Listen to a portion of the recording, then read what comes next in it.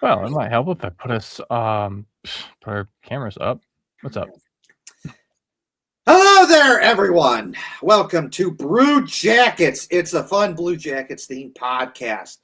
My name is Kevin, and joining me tonight is my co-host Hefty Duck. And as always, we always invite people to come on the show. Whether if they do or don't, that's a different story. There's always next time if they don't come. But anyways, we have a lot of stuff going on in the Blue Jackets world to talk about. The Blue Jackets have played 3 games since our last show. They lost all 3, and it was disgustingly god-awful, terrible. It sucked, and I hated it. Still some good moments in all those games, and we're going to talk about it. Jack Greaves is awesome. He's been an awesome player for the Blue Jackets this season. We're going to talk about that. Favorite Blue Jackets jerseys, going to talk about that. Hockey jersey concepts that I've seen recently that are cool, and I want to share it, and so much more. Welcome to the show, everyone. Oh yeah, welcome in, everybody. I was so errant with putting us on the screen because I was making some social media posts real quick. So just a friendly reminder out there, if you want to support us, check us out on Twitter, check us out on YouTube. We don't really have much social media elsewhere. It's our main platform, so any likes, subscribes, whatever, helps us out a lot. We don't run ads here. I simply don't want to. I don't like doing ad reads. We did for a while, but the best way to support us is a free way to support us. That's just liking and sharing. If you like our content, or if you hate us and want to talk shit, go for it. I'm down for it. But yeah, don't forget to check out me on social media as well. I'm on Instagram at Lance Schrock Tattoos. I'm also on some other places out there, mostly just Facebook. But yeah, welcome in everybody. Hope everyone has had a good week. I know it's been a fun weekend for me. This Easter Sunday was a pretty good time. Got to do some cool stuff.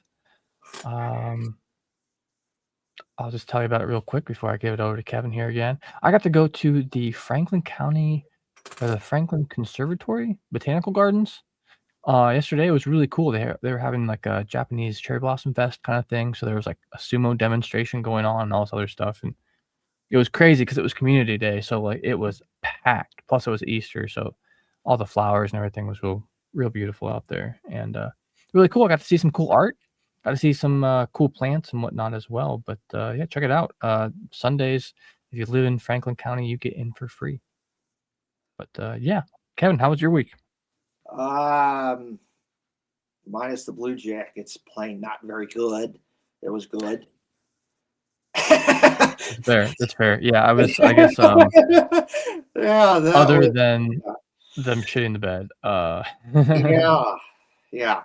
So we do. Yeah, we won't talk about that for now. We'll talk about that later on in the show because we have to do it. But for now, we're not going to talk about that. Not very good. Not good.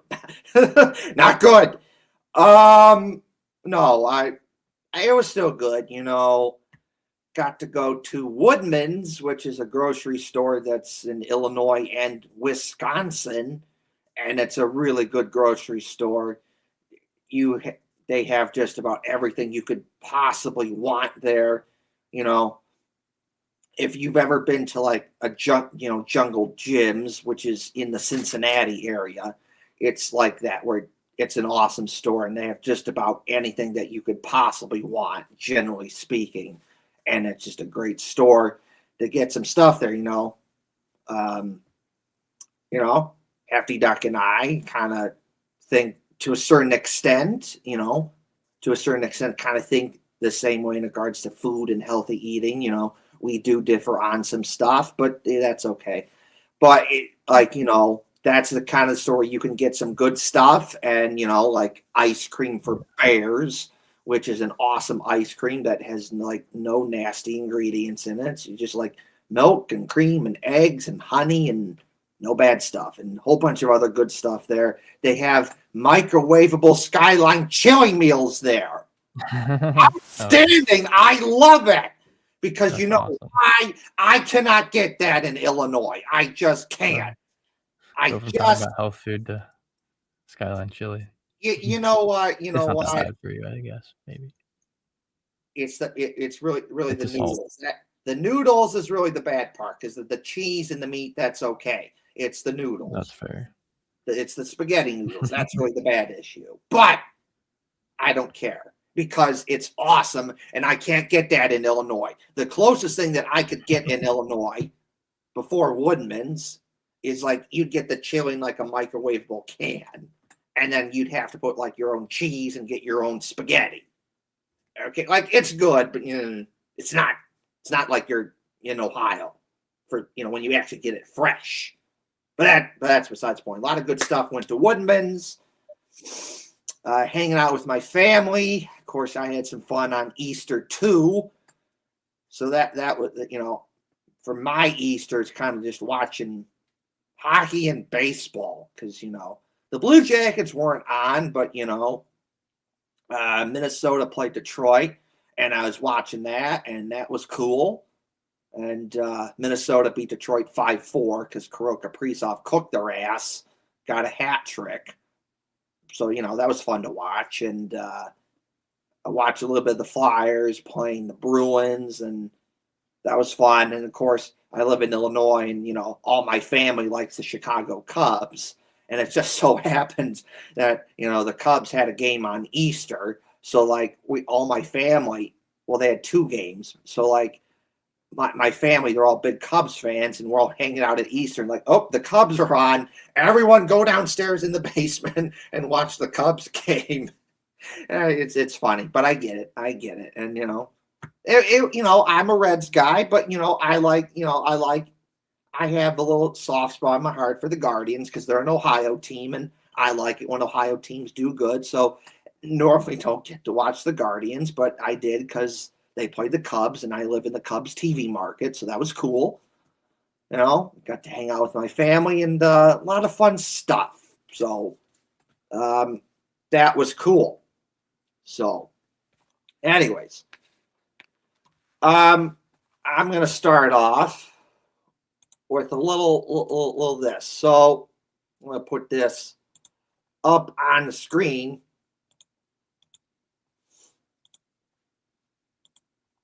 So here we go. The Blue Jackets recently had Picture Day, where the team takes a picture, and then they posted pictures of like different players getting pictures on the ice.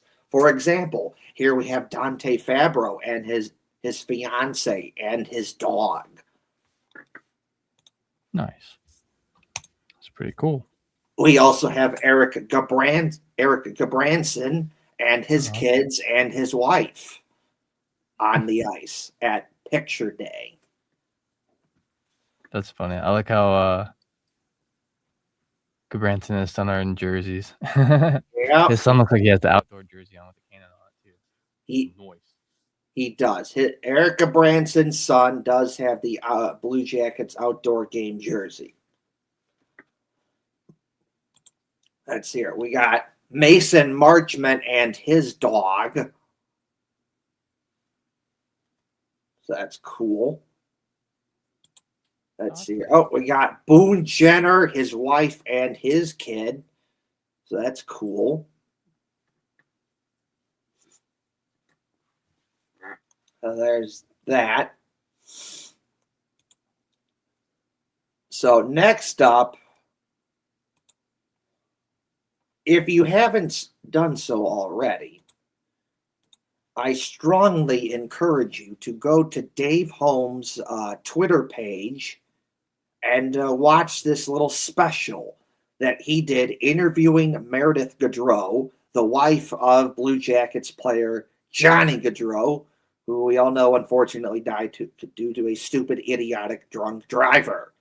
And Johnny Gaudreau has 3 kids and only got to meet 2 of them, the third one being his son Carter Gaudreau, that was born in April of 2025. And Dave Holmes did a interview with Meredith Gaudreau talking about Carter Gaudreau, as well as stuff about Johnny Gaudreau, asking her some questions about the Blue Jackets and a bunch of other stuff. It was a very good interview, and you should check it out. Go to Dave Holmes' Twitter page and check it out, because I said it last week on last week's show, and I'm going to say it again because I'm going to put this up on the screen here. So, Dave Holmes actually cares about the Blue Jackets. He goes out of his way to give the Blue Jackets more coverage. He could do the same old the same old story about Ohio State like everyone else, but he doesn't. Support those who actually care about the Blue Jackets, and I tagged Dave Holmes' Twitter page in that tweet at Dave Holmes TV. And this is true, is that Dave Holmes is one of the good ones in the Columbus media. He legitimately cares about the Blue Jackets. You can't say that about others in the Columbus media. That is the unfortunate reality. The unfortunate reality is that many in the Columbus media can't be bothered to talk about the Blue Jackets or anything that is not Ohio State football. And yes, we all like Ohio State football, but at the same time, you need to get with the times. It's 2026. There's more going on in Columbus than just Ohio State football. And that is the truth. And that is what Dave Holmes does. Dave Holmes, yes, he does the Ohio State coverage, but you also see him talking about the crew. And yes, you see him go way out of his way to do way more Blue Jackets coverage, something that most people are not doing. He stands out that way. And the Columbus media is forever better for that. Because instead of just doing the same old boring Ohio State story, Dave Holmes doesn't do that. He goes out of his way and does more Blue Jackets coverage, which is desperately needed. There's a lot of people out there that are putting in the work to cover the Blue Jackets.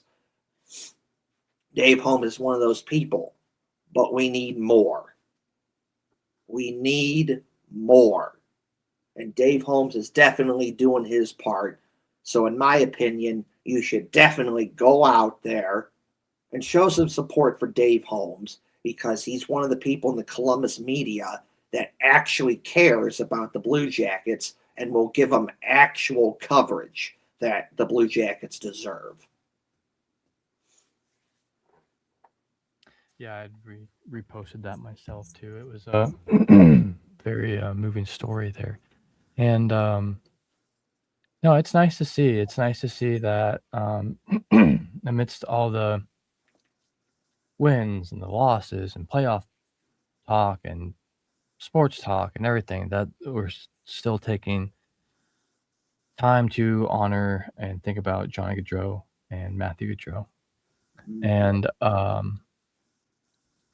yeah, very brave for Meredith Gaudreau for talking about it. That stuff can be very hard, losing a loved one. So yeah, very good piece. I hope everyone has gotten a chance to watch it. The full thing is posted online there on Dave Holmes Twitter. Yep. And yeah, pretty cool. The last thing I'll say about this is that, to a certain extent, I'm kind of surprised that Meredith Gaudreau is still doing this, but maybe not. Is that because I would understand this, after Johnny Gaudreau unfortunately died, that if she just decided that she wanted nothing to do with hockey anymore and just moved on with her life and just did something else, because you could look at that and it could bring up painful memories that your husband, who was a really good hockey player, is not there anymore. And I would not fault her if she was in that situation. She just decided, I'd want nothing to do with hockey anymore. But she does not do that. In this interview, one of the things that Meredith Gaudreau says is that she feels the need to go to every Blue Jackets home game, in part because she feels like she needs to be there to support the Blue Jackets because what the Blue Jackets have done to support her and her family. She feels like that if she didn't do that, it would be, almost be seen as like her being rude or like disrespectful towards the Blue Jackets. So like I think that's cool that she's still going to Blue Jackets games, even though, you know, to a certain extent, you could argue that there's really no reason for her to go anymore. But she goes anyways, and she supports the Blue Jackets, and I think that's awesome. I really do. And they showed it in this, you know, interview where she has her every Blue Jackets game she goes to. She has her own little routine that she does.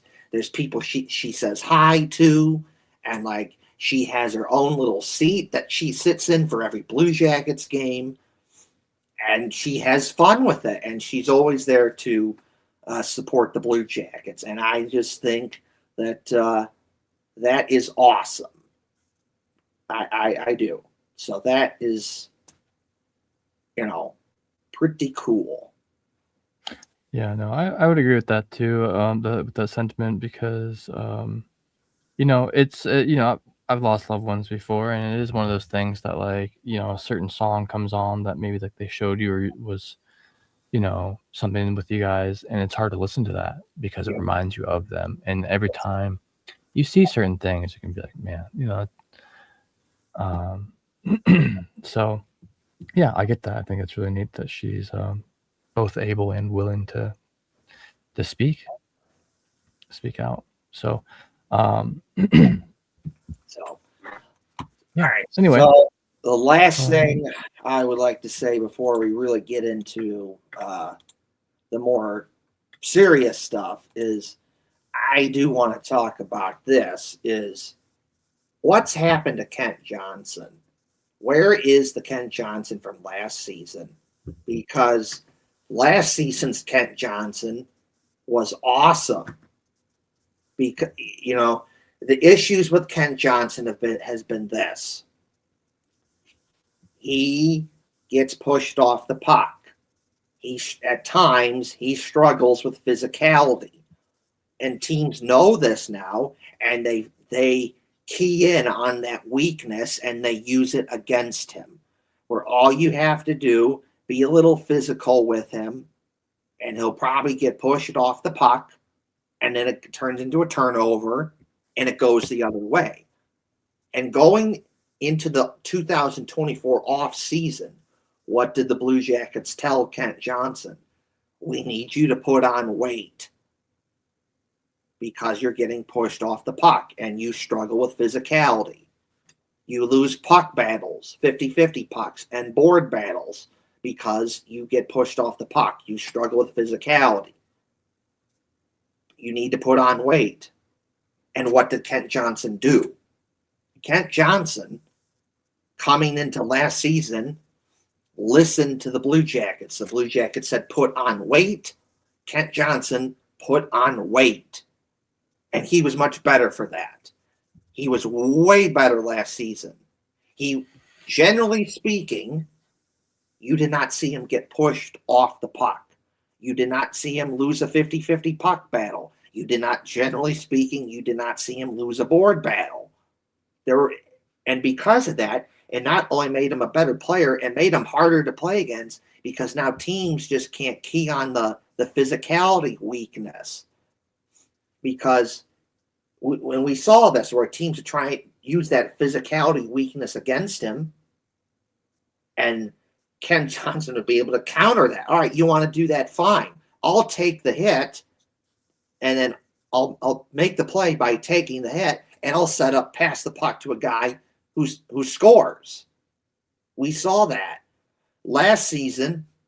The Blue Jackets were down against Carolina late in the game. The Blue Jackets pulled the goalie. Kent Johnson makes an awesome play where he out hustles Carolina, wins a puck battle along the boards, and then he fires it over to Monahan, who quickly passes it to Marchenko, and Marchenko shoots and scores. That tied the game. Eventually, the Blue Jackets win that game 4-3 in a shootout. And it's because of Kent Johnson's awesome, awesome ability to win some of those puck battles and board battles. He was able to beat you not only on the outside, but he could beat you on the inside. That's what made him so good. This season, generally speaking, we have not seen that. We've seen it in little spurts here and there, little moments where last year's Kent Johnson shows up. Or, he made a big play there to help set up a goal.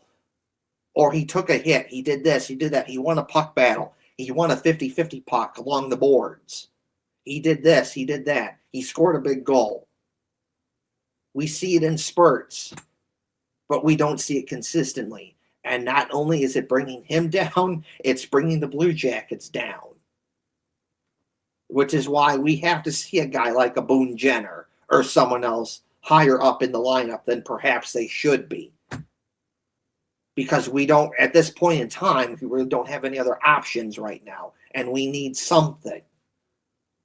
When you were playing good, we did not have to do that. It balanced everything out. It just worked perfectly. We had all four lines that were good. It was perfectly balanced. You could roll four lines. You're good to go. But then Kent Johnson and other players, for whatever reason, just decide to just not show up. And it brings the team down. And now, generally speaking, we're seeing him get pushed off the puck. We're seeing him lose those 50-50 puck battles that he was winning last season. We're seeing him lose those board battles. For the most part, he loses it. He's won some of them, but not what he was doing last season. And it's like, what happened? And I posed this question to Bob McElgott on his Twitter space today. Every Monday, he has a Twitter space where you can ask him questions. And I asked him a question. What's going on with Kent Johnson? And he didn't know, because I think no one knows why. How can you be so good last year and be just, you improved on a weakness that you had, and you're winning 50-50 puck battles, and you're winning those board battles. And then this year, or generally speaking, you've regressed. You're not doing that. And it's like, what the heck happened to Kent Johnson? It's really bringing the Blue Jackets down. It's just like, what happened? Where's the 2024, 2025 Kent Johnson? I want to see that Kent Johnson. The Blue Jackets need that Kent Johnson, not this Kent Johnson, which is basically a majority of the season been god awful. We need last year's Kent Johnson. And I hope that shows up pretty quickly here, because if they don't, the Blue Jackets are they're kind of screwed for offensively. Because what's happened is that team, because of that, other guys like Kent Johnson and other guys aren't showing up. They keyed in on their first line and they take it away. And some nights the Blue Jackets lose because of that. And some nights the Blue Jackets have been able to find ways to win despite that. But when you don't have lines that are going consistently, that does not help. So kind of going on a long rant here, but it's like, what happened to Kent Johnson? Where are you, man? Where are you? Where is last season's Kent Johnson? Because the Blue Jackets really need that Kent Johnson right now.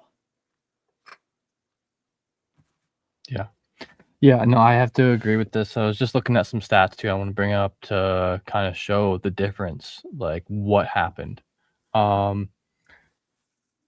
So in the 2021-2022 season, Kent Johnson entered the league and played 9 games of of hockey in the NHL.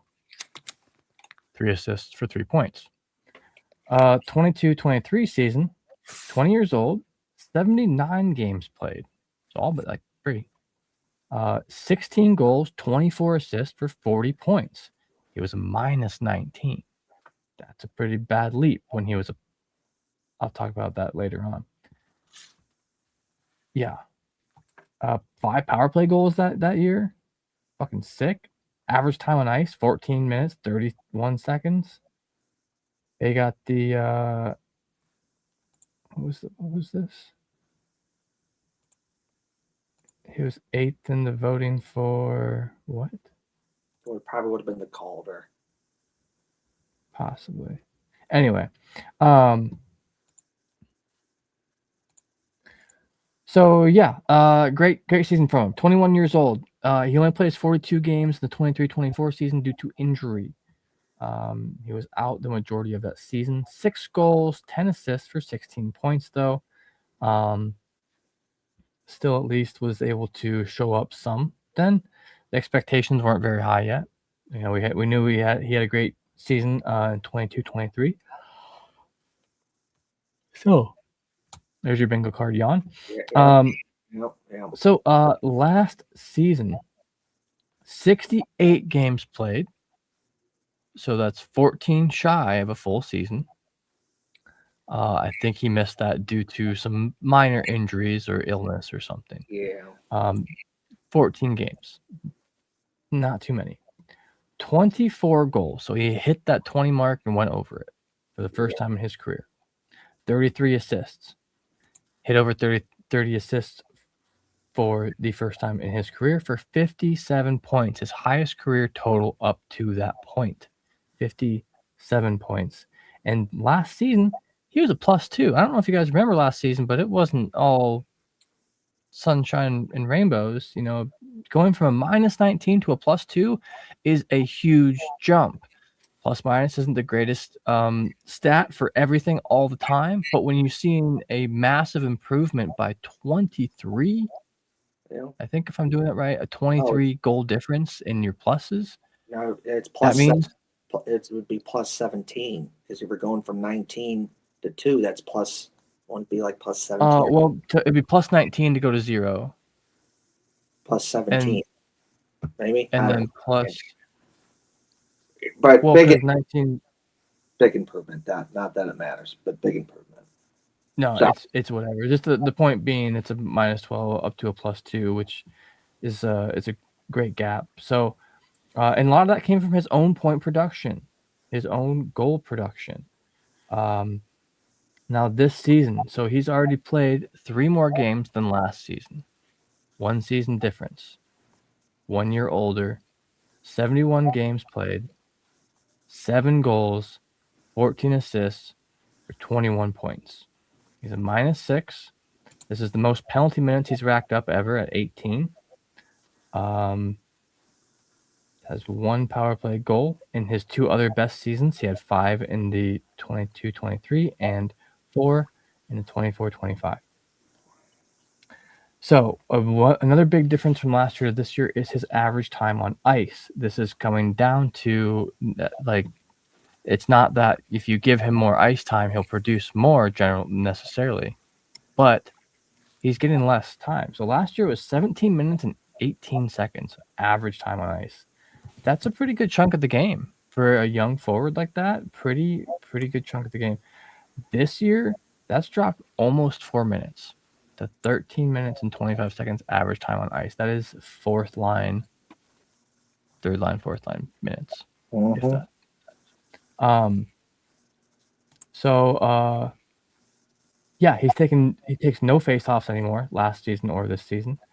Now the one thing he has the highest of this season is blocked shots. So he's at least trying to improve that defensive game, trying to play all the way up, all the way back. 37 blocks. His other highest was 30 in 22-23. 15 hits, that ties most he's ever had. 10 takeaways, not the best he's ever had by a good amount. and 45 giveaways. Not as bad as last year, but when you're not producing points, it just makes it like worser, more worse. Anyway, those are some basic stats to kind of give you a rundown as to why we're noticing this such drastic difference from last year to this. And yeah, no injuries this season. Maybe he's nursing something that we know nothing about. We knew they're going to be more secretive, but nobody that I've heard, no, not a single rumor about it even. Right. But like, there's an underlying cause to this somewhere. It's not just the games are almost like only like 10% of what hockey players do. 90% of what they do is off the ice, practices, eating, everything. So hopefully the outlook is better at some point. He's 23. It's very young. He's had 4 full seasons in the NHL, one of them being injured. He's coming up on that 5-year mark, and usually between years 5 and 7 is kind of when you should probably be pretty solid. Like, you should be developed as a player. There's always things to learn. There's always room for improvement in certain aspects, but I hope it's not. I don't know if any of you are baseball fans, but in baseball they use the term "getting the yips," and so I don't know if maybe it's a bit of a mental thing. Who knows? In any case, we got one more year at 1.8 mil, so it's not that detrimental to keep him around for cap hit stuff. But he's an RFA after that, so he's still. This next year, like, I'm already thinking about next year right now. It's shitty of me, but it's gotta. If he wants to make more money, he's got to do better. Mm-hmm. Has to. And something that Bob McElgit brought up in his Twitter space today after, I asked the question to him, is that it's something to consider, which is, do you wait? If you're the Blue Jackets, you've seen him do good. You know he can do good. And yes, he's 23 and he's still kind of young, up and coming guy and still has some time to grow to where he could be even better. But at the same time, knowing where the Blue Jackets are right now, which is that the last 2 seasons, they are a team that is a competitive team that is fighting for a playoff spot. That's just about right there. A team that could easily make the playoffs. Maybe you go on a run. Are you willing to wait for Kent Johnson? Or do you say, I like you, but I need to use you to get something for now? Because that is something that you have to consider at this point. Well, and maybe we all know that the system was broken. That's why the losses were happening. And it's not going to get fixed overnight with a Band-Aid. But that makes me wonder, has the organization broken him? Look at Yegor Chinikov. He had a new GM and a new coach, some new teammates and shit like that, and he still couldn't do it. He did 29 games, 3 goals, 3 assists, 29 games for 6 points. He goes to Pittsburgh, and in 40 games, he's got 17 goals and 16 assists for 33 points. He's a +6. He just made this season like a hit season for him.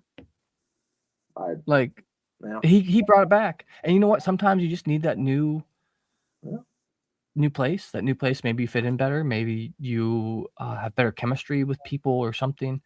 Maybe you just need a new start. But how many times is this organization going to chew someone up, spit them out, and then they go on and do better somewhere else? At the same time, that's what happens. One person One person you can't say that about is Patrick Laine. Well, yeah, but that's what happened with Mason Marchment. The Blue Jackets benefited from that. So it's like it wasn't working for the Kraken. He comes for the Blue Jackets, and you get a guy like Mason Marchment. He's been awesome. But at the same time, Yegor Chinikov, you had 5 seasons to try and do something for the Blue Jackets, and generally speaking, you didn't really do anything. You had your moments where you looked good, but times when you didn't look good, and then you got hurt. We really couldn't rely on you. last season you started out really good. You had 7 goals in your first 14 games. You're playing really good on that first line with Sean Monahan and Dmitry Voronkov. But then you get hurt, and that was the end of that. And then what was one of the big stories for the Blue Jackets that season? It was, oh my God, they're playing way better than expected. But that first line of Kirill Marchenko, Dmitry Voronkov, Sean Monahan is really good. It's one of the best in hockey, and it has one of the best when it comes to analytics and all this other stuff. That could have been you, Yegor Chinakhov. We could be talking about a whole different story if you stayed healthy. You're probably still on the Blue Jackets right now. But at the same time, we can only wait for you for so long. It's a little hit and miss. Sometimes you're bad, sometimes you're good. Can't keep relying on you for that. And also, let's be honest here, to a certain extent, of course he's doing good. He's playing with Sidney Crosby and Evgeny Malkin out in Pittsburgh. Of course you're going to play good when you get to play with those guys. Those are guys that the Blue Jackets don't have. And that's another thing that Bob McCalgett brought up, is that if you're playing Pittsburgh, you got to put like 99% of your attention towards Crosby and Malkin. And because of that, if you're Yegor Chinakhov or someone else on Pittsburgh, you get stuff that's opened up for you, that you get more chances because of that. So like there's a little nuance here, and I'm not even saying that you're doing it, Hefty Doug, but like other people like, oh no, Yegor Chinakhov always doing, oh stupid Blue Jackets, why did they trade him? This and that, and derp. Like, dude, screw you. You're not paying. Hit 29 games, got 6 points. Yes. I mean, if we just take his stats from Pittsburgh, from just the Pittsburgh stats, he's done better there than any other year he's ever had. He's got 33 points there. The next highest one was 29 points. So, in a way, I am saying the Blue Jackets organization, whatever was going on here with that, something wasn't clicking and they couldn't figure it out. And is that what's happening with Kent Johnson? Is just they cannot figure it out? This is your like 3rd coach by now. 4th coach? It's 4 coaches. Kent Johnson. 4th freaking coach. Yeah. 2nd GM. Yeah. When's it click? Well, but it clicked last year. And anyway. Yeah, but I agree with you're saying. I agree with what you're saying there, Hefty Doug. And at the same time, at some point, it Kent Johnson bears some responsibility in this, because this is a point that Bob McCalgett, again, on his Twitter space today brought up, which is he's been benched by 4 coaches: Brad Larson, Pascal Vincent, Dean Evison, and Rick Bowness. And they're basically all telling him the same thing, give or take, with some slight nuances and a little different variants, saying it in a different way. But the general idea is, we know you can be a good player. We've seen you do it, but like you're not consistent, and like sometimes you just don't try. Where's the effort? Sometimes you just get pushed off the puck. Where's the effort? We've seen you do it. Put in the effort. We've seen you try. We've seen you win 50-50 battles. We've seen you not get pushed off the puck. We've seen you win those board battles that have set up big goals for the Blue Jackets. The Blue Jackets have won games because Kent Johnson makes a big play like that. What happened this year? What happened? And I'm not even, and then some people are, oh, that's not his game. He's not a grinder, this and that. And it's like, okay, I'm not saying he's not a grinder, and I'm not saying that he has to be that.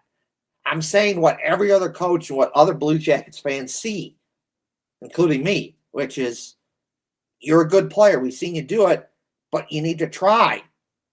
Put in some effort. Win some 50-50 puck battles. Win some battles along the boards. A little bit. You don't have to be like a grinder, like a Boone Jenner or a Matthew Olivier, or a big dude like Charlie Coyle, who always gets into the dirty areas and always wins the 50-50 puck battles and the board battles. You don't have to be like that, but you have to win some.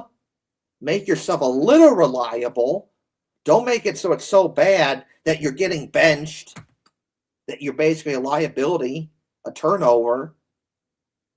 Like, have some effort.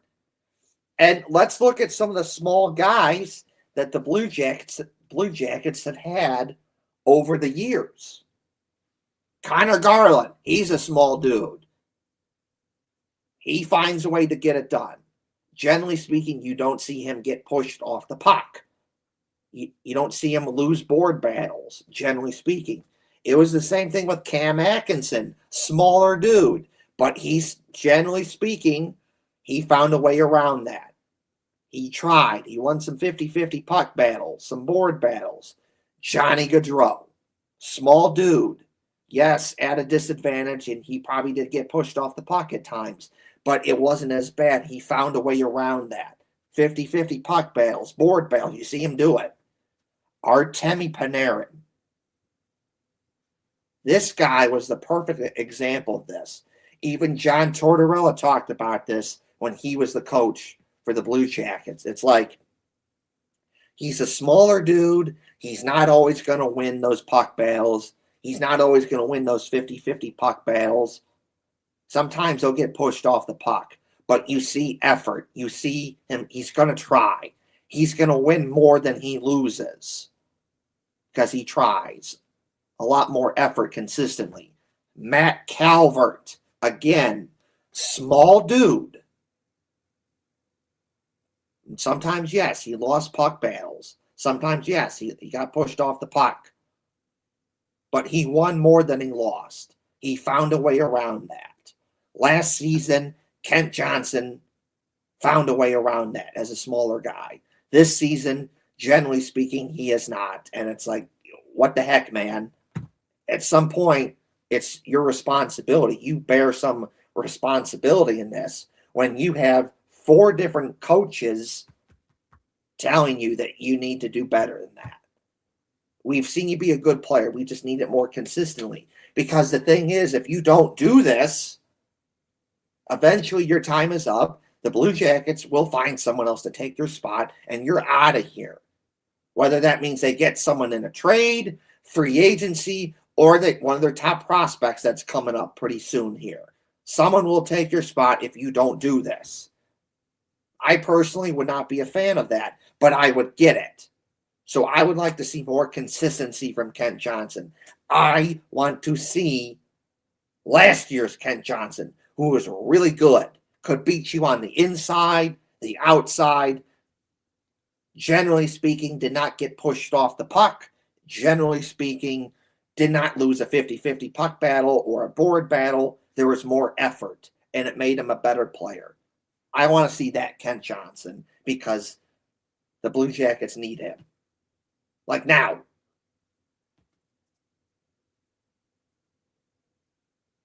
Yep. Gotta get better. So, we'll now move on to the games that the Blue Jackets have played. All of them are awful. They lost all 3. Still some good moments in all those games, and we're going to talk about it. Starting off with the first game against Carolina, the Blue Jackets lose that game 5-2. The second period, the first period was god-awful and one of the worst periods I've seen them play all season long. So disgustingly bad, disgustingly awful. Awful! What was that? Awful. No effort, no hustle. You didn't outwork the other opponent. You're just standing there doing nothing.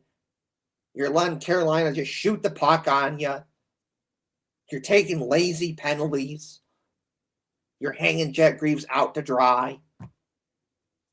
Lazy. Awful. What are you doing? Just awful. We get to the second period, and it's a way better period. I don't know what was said in the first intermission after the first period in the Blue Jackets locker room, but I got a pretty good feeling that Rick Bowness chewed their ass out and said, guys, you need to be better. Let's go here. Pick up the slack. You're god-awful. Stop being a bum. because that second period was way better. Way better. Way better effort. Way better just attitude, grit, grinding it out hustling Carolina, outworking Carolina. And what do you know? You get rewarded for it because you have a couple good shifts in the offensive zone, and eventually you get a big goal from Kirill Marchenko. And you continue to build on that. You only score one goal, but you have continued to get more good shifts in the offensive zone. And then we go to the third period. The one thing that the Blue Jackets have shown that they can do to Carolina is this. If there is a way that you beat Carolina, and the Blue Jackets have already done this, is that you use their aggressiveness against them.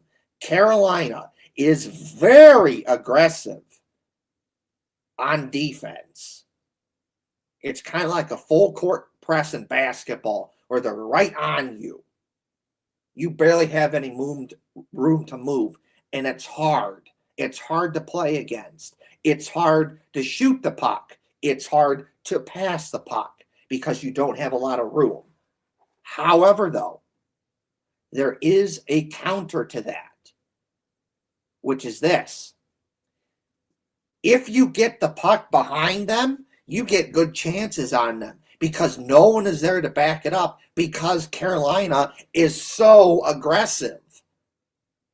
And when you look back at the game a couple weeks ago when the Blue Jackets smoked Carolina 5-1, a big reason why they won that game, there's many reasons, but a big reason is because they used Carolina's aggressiveness against them.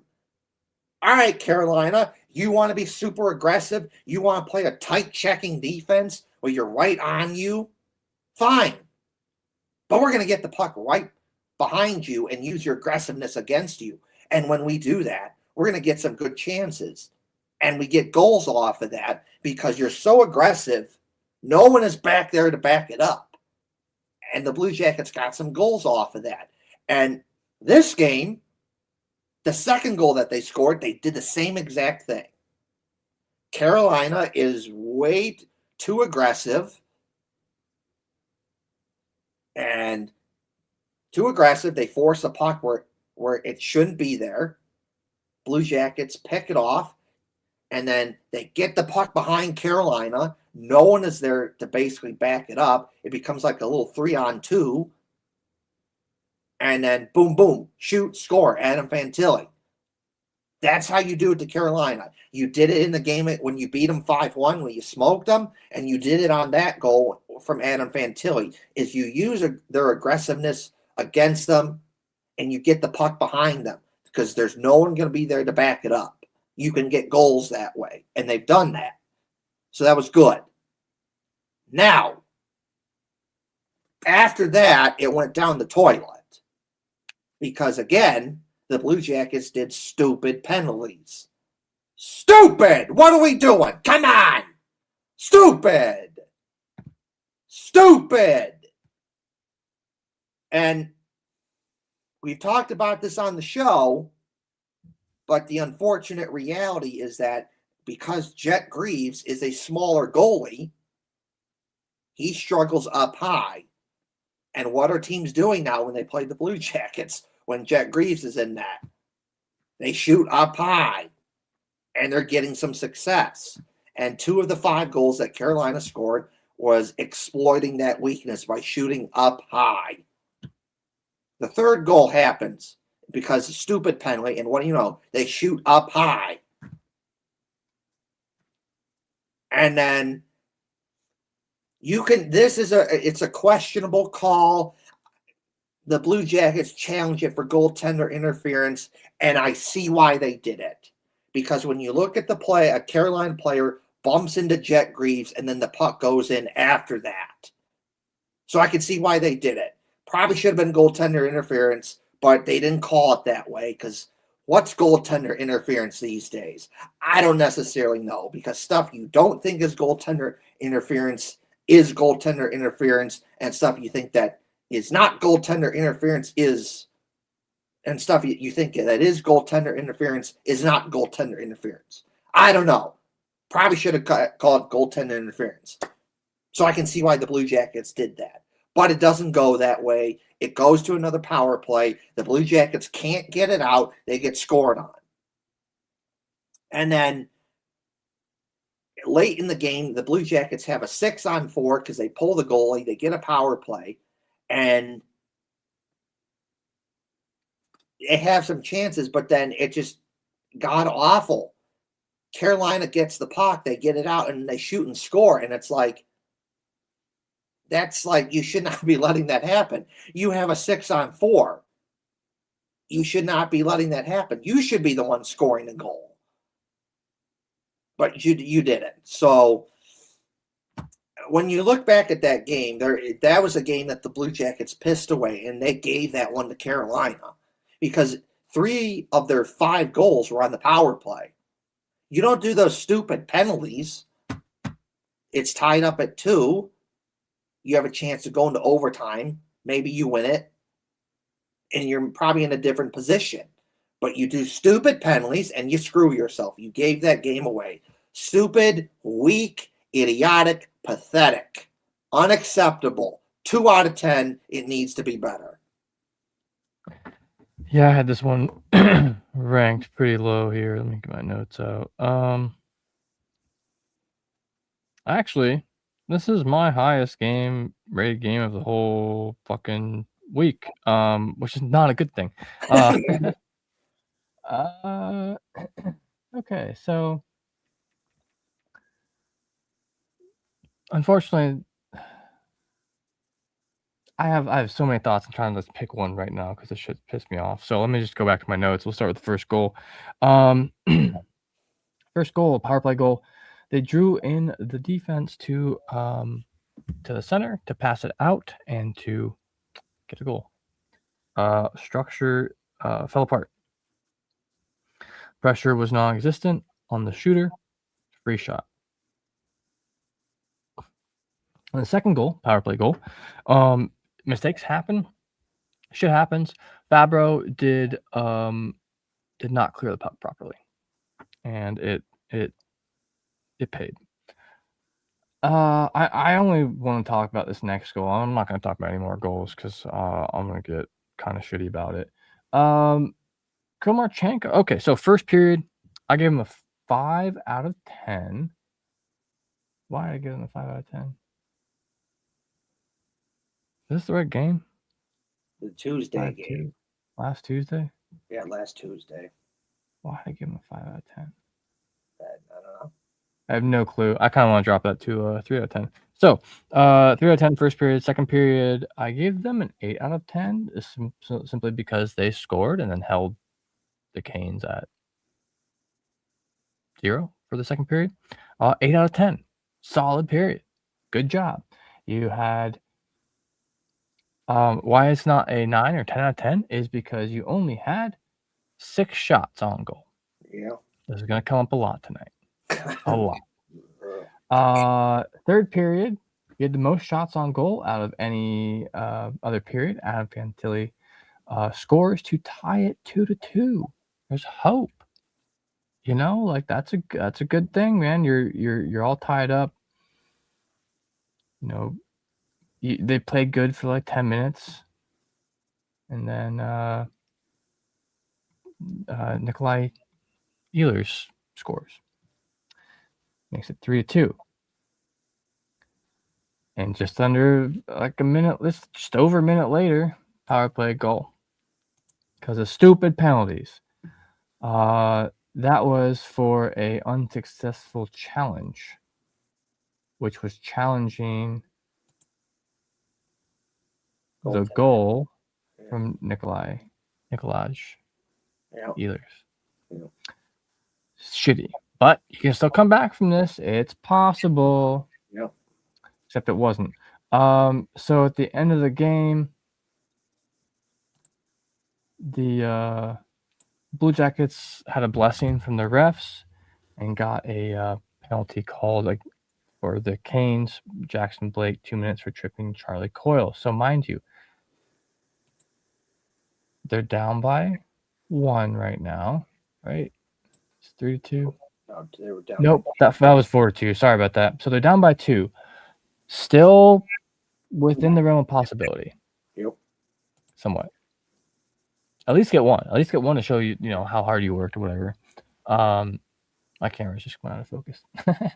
But what happens instead of pouring it on, and not only were you on the power play, but you had the extra skater out there. So you were up. You were what, 5-4 or 5-3? No, 6 on You had 4. 2 extra skaters. It It's was ridiculous. a 6 on. It was a 6 on 4. 6 on 4. Yeah. Sorry. And what happens? Jordan Martinook got an unassisted, short-handed goal. I get that it's in the empty net, but there's 6 of you. Yes. How does the other team ever get a chance to really touch the puck except for more than maybe like a clear out? There's 6 of you. Like, Yeah. what? So, I gave this third period a 2 out of 10. So the total here is going to be originally it was 5 out of 10, which is what I had the first period at. But I'm gonna lower that to a 3 out of 10 for the game. That was not good. And yeah, 3 out of 10, that's still the highest rated game I have. Yeah.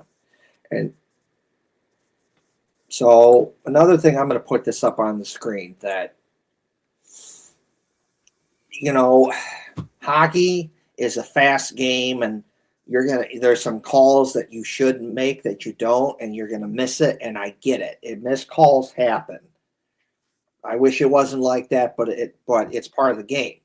But at the same time, there are just some calls that are so blatantly bad that you have to do something, and it wasn't. And I'm going to put this up on the screen, which is right here. So Connor, and I'll show a different angle of this too.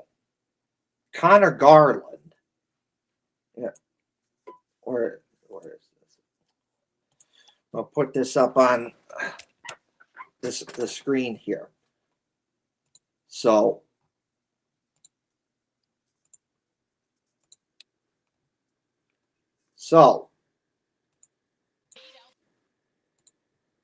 okay. Connor Garland is going to get the puck. Here we go. Here he goes. He's going to get the puck, and then he gets ridden into the boards. He's holding him. He's holding him. Oh, going to throw him to the ice. And nothing was called. Nothing. At minimum, that should have been a hold. You should roughing, because he's throwing him to the ice. And you get nothing. As you can see here, everyone in the crowd's holding their arms up like what? Like, come on now. And they start booing and say, ref, you suck, ref, you suck. And what do you know? Shortly after that, they call a penalty on Carolina. It was like a hooking call. Was it a penalty? Yes. But at the same time, a lot of people think that you only called that because people start booing your ass for missing those 2 horrible calls. You couldn't call the ones that's right in front of you when you have a dude that's holding you for like 10 seconds and then throws them to the ice. But then you call like the kind of the weaker call over here. Like, I just know. That was just unacceptable. I don't like being the guy that's like the refs. But at the same time, we got to be honest with ourselves here. That was just god awful. It's right in front of you, and you don't say anything, or you're holding on to the guy for like 10 seconds, and you don't call the hold, and then he throws him to the ice, and you don't call like a roughing or something. Just awful. Like, that needs to be better. And you only give him a call because it was a weaker call, and because the crowd is booing you and saying, ref, you suck, ref, you suck. Like, come on now. That just needs to be better. Yeah, so I saw one counter argument to this from somebody, and I'm just speaking what they said. They talked about how Connor Garland was holding onto the guy's arm. Well, if you're falling to the ice, I mean, I probably would too. If you're getting dragged down to the ice, I probably would hold on a little bit too. But okay. Like, so, like, it doesn't negate from the fact that there was also a penalty, but that is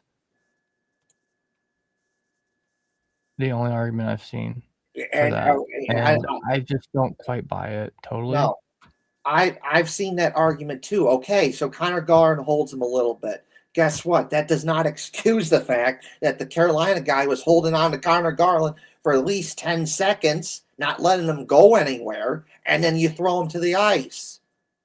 Like, no.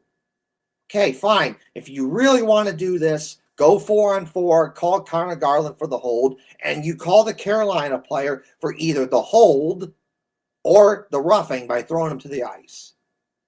But even then, I agree with the hefty duck. That's not really a good.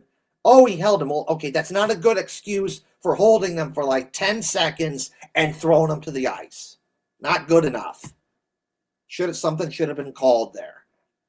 But, you don't call that, but you kind of give like the weaker call to the Blue Jackets only because you're getting booed and you're getting told, ref, you suck, ref, you suck. Yeah, So, valid. and Valid. and last thing on this is, well, we'll put this up on the screen again. So, perfect caption here from Blue Jacket Stats on Twitter. The CBJ got a power play seconds later, but what you're about to see was not called a penalty, which is the video that we played, which was god awful.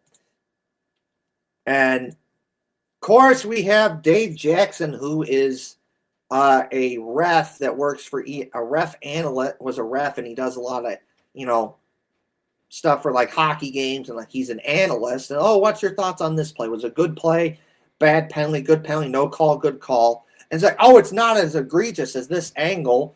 And it's like, dude, I get it, you're a ref, but that's just terrible. Because here we have at Finn McCool OH on Twitter perfectly responding. In what world is this still not egregious? Garland is trying to turn around and Blake picks him up, has him parallel to the ice, slams him to the ground. But why CBJ fans are so pissed? Because we've seen way less get called on the CBJ for 25 straight years now. And he's absolutely correct. He is absolutely correct. Just some of the ticky-tacky BS that we've seen over the years get called on the Blue Jackets that are not really penalties and get called anyways. And we know that if the Blue Jackets did something like this, where you're holding on to a guy for like 10 seconds, you're not letting him go anywhere, and you throw him to the ice, we know that the Blue Jackets would get called for that. Some teams don't, unfortunately, but we know if there was the Blue Jackets, they're getting called for that. And so this tweet here by Finn McCool, Ohio on Twitter perfectly sums it up. It perfectly sums it up because we see the BS. We see that we would get called for stuff like that or much less tick-tacky stuff that's not really a penalty. So don't say, it's not that egregious. No, don't play that game. No BS, because that's stupid. And we know we'd get called for less. And I don't like being but the refs, but sometimes you have to, and there's some truth to that. Yep. But anyways, now we'll take this off the screen on to the next game. The Blue Jackets played another game against Carolina in Carolina. That was a 1 out of 10. It was disgusting and weak and pathetic and god awful. What was that? Awful. My goodness, that was awful. The only good thing that you did right is you scored a goal. You got smoked 5-1. You lost 5-1. And the only thing you did right was you scored a goal. You get a big goal from Denton Matej-Chuk. Other than that, you were god awful. Other than that goal, you didn't really have anything else. There was barely any effort. You didn't even really try. You didn't out hustle them. You didn't outwork them. You didn't try. It was awful. And then 7 shots on goal through 2 periods? Are you kidding me? What is that weak, stupid, idiotic nonsense? Why are you doing that? Shoot the puck! Instead, I see overpassing BS and all this other stupid, idiotic nonsense. Why? Why are you doing that? Dumb. And you get the big goal there. Leading up to that shift, that goal, you had a couple good shifts in the offensive zone. You're building some momentum. You get a big goal from Denton Matejchuk. You're like, all right, looks like we finally have something there. And then shortly after that goal, you give up a goal. And that right then and there, that was the end of that. Everything that you built up in that game, all that positive momentum that you had in that hard work was gone, and you were done. That was the end of that. You weren't coming back in that game because you were so disgustingly awful.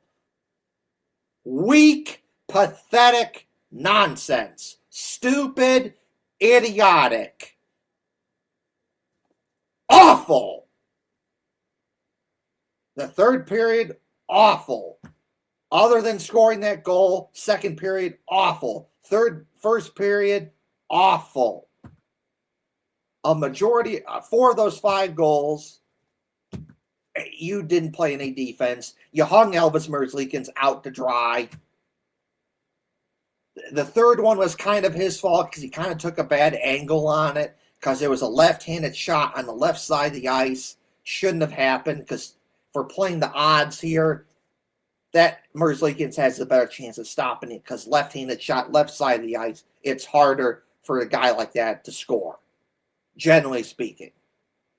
But Ivan Provorov, it's on the power play, and he has a wide open shot, and he whiffs. And it's not only that he whiffs, it's bad. It's like really bad. He really whiffed. And it's like, how do you whiff that bad? That was awful. What are you doing? And then puck goes the other way, and then eventually they score. It's just awful. Big goal, Denton Matejchuk, that was good. But then after that awful, awful third period, 1 out of 10. Awful. Needs to be better.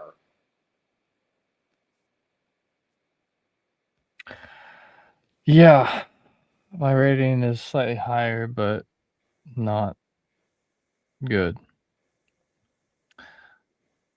I wasn't really going to talk much about the goals entirely by themselves. I'm going to talk about the Blue Jackets and what's going wrong here. They're blind to their backside. They're back on their heels. These guys look tired. They look like they're moving a little slower. I don't know if it's because Severson or Voronkov or Olivier's not out there right now or something. I don't know. They look slow. Just looking at the eye test. It's looking slow. Looking tired. It's like they've been pushing so hard that they just got tired. Where I'm going to talk about Zach Werenski and Krymarchenko here for a little bit too. Between the two of them, in the last 5 games, 1 goal. Those need to be the top producers because they are the top producers. So you need to keep doing it. Since the Olympic break, Zach Werenski's stats have been fairly abysmal. It's unfortunate. They let in another shorthanded goal near the end of the first period. How you doing that? The Blue Jackets had 2 shots in the first period. 2. In 20 minutes of play, 2 shots on goal. There might have been more attempts, but 2 shots on goal in 20 minutes of play. I could accidentally shoot 2 on goal in a game. Like, what do you mean 2 on goal? 2. 2. Do you know how many they had the next period? They had double that at least. They had 4. They had 4 in the third period. This has to be like a record low amount of shots for either the franchise or something. 10 shots total. For an entire 60-minute game. 10 shots total. Damn. There's no possible way you could hope to win a game with 2 shots or 4 shots a period. There's no way. How do you do that? I forgot to talk about shots in the first game.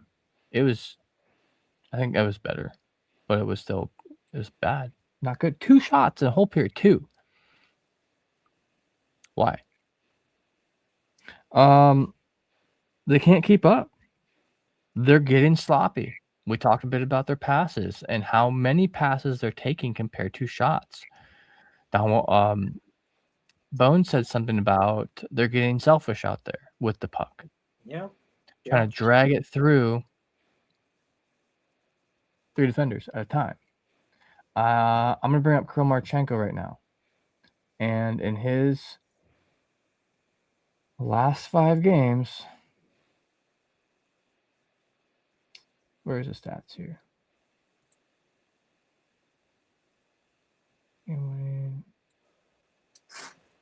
I'm blowing it. Oh, that's the wrong stat page. Box score, Blue Jackets. So I'm gonna sort by giveaways.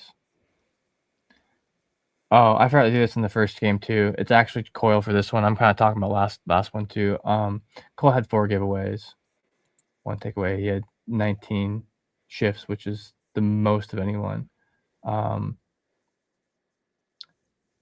Wood, Lundestrom, Monahan, Marchenko, and Johnson had giveaways in this.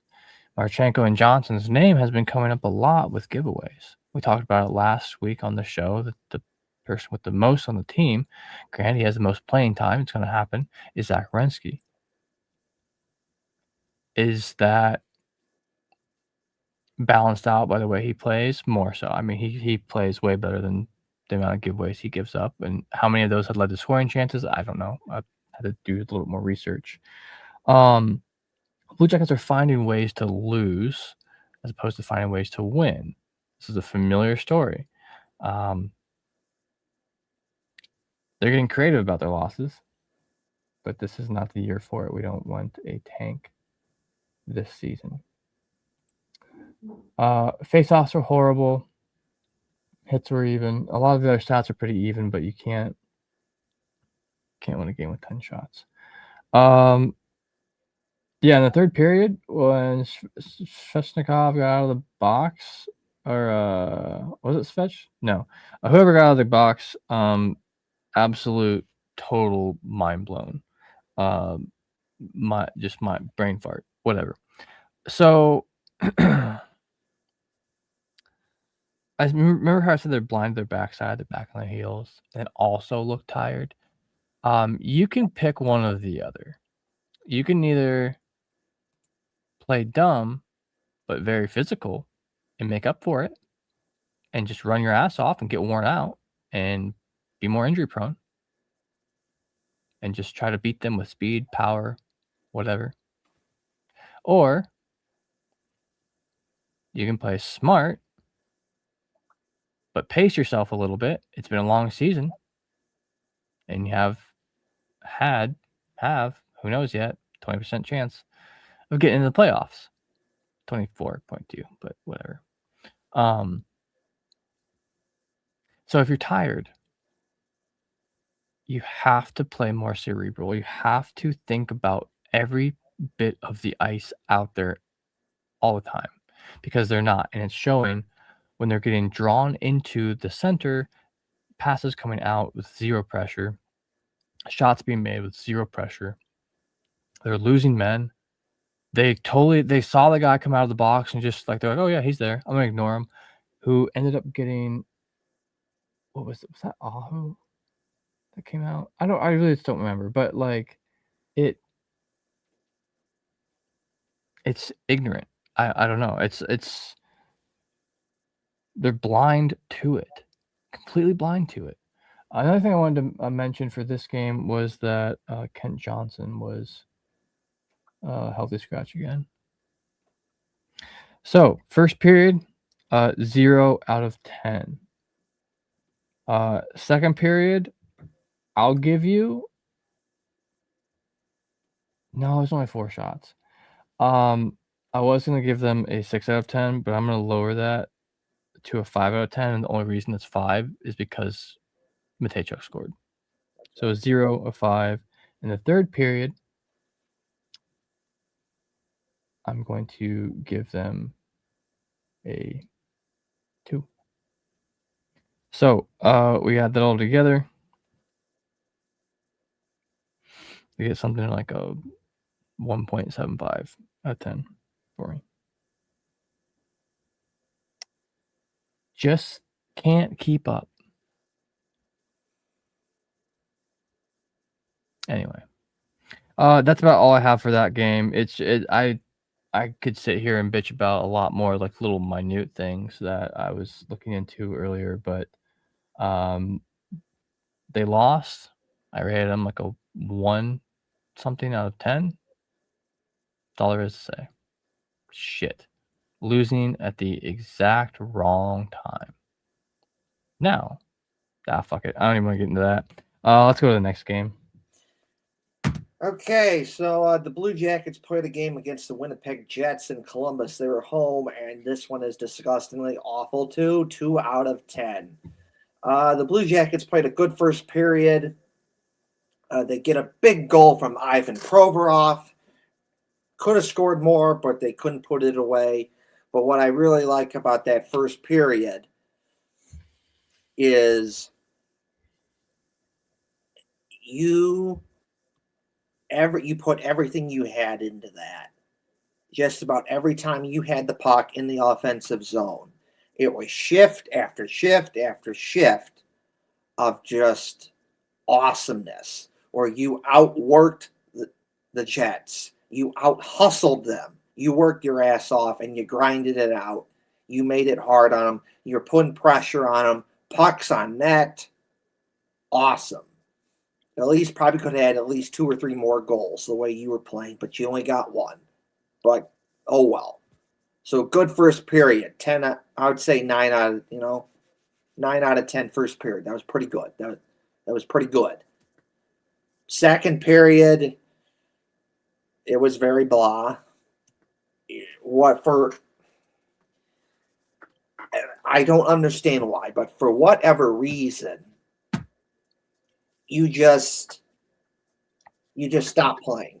All that positive effort and energy and momentum that you built up in that first period, where you were getting good shifts in the offensive zone, and you get a big goal, and it's shift after shift after shift of good shifts in the offensive zone.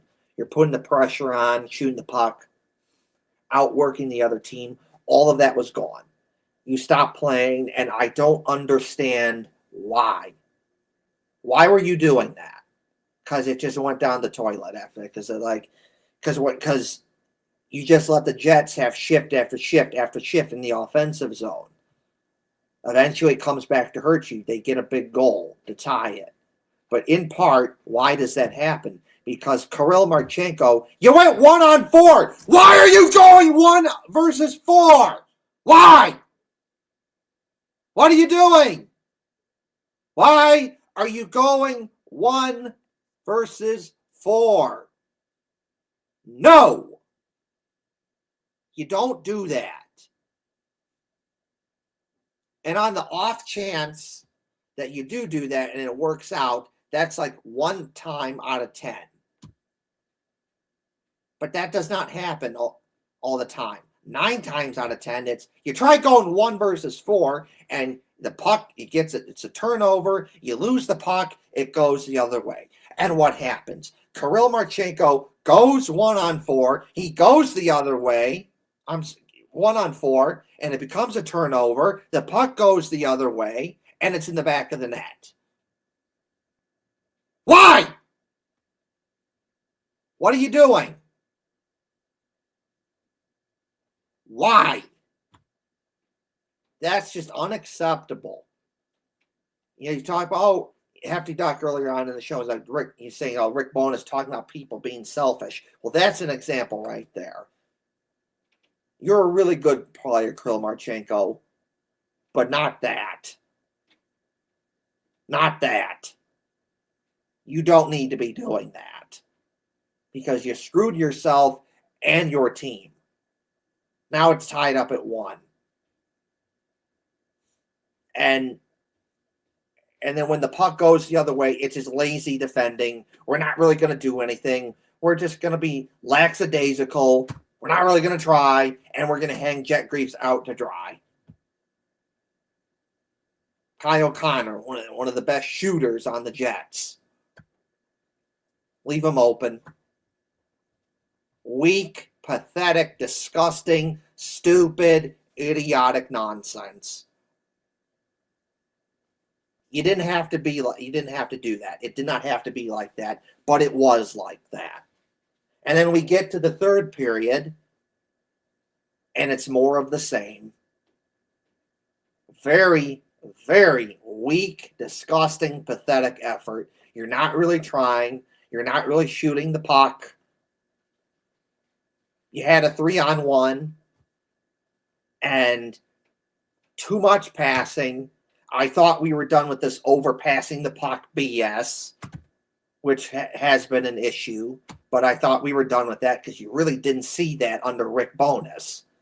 But I guess we're back to doing that, which is stupid and weak and idiotic and pathetic. Because you do a 3-on-1, you pass, overpassing BS, and the guy who does get the puck, it's a left-handed shot on the left side of the ice, and he's right by the net. It's an awkward angle, and it's no goal. In what mind did you think that was an okay play? Look at the ice. Understand that a guy, I don't even remember who it was, but it was a left-handed shot on the left side of the ice, right by the net.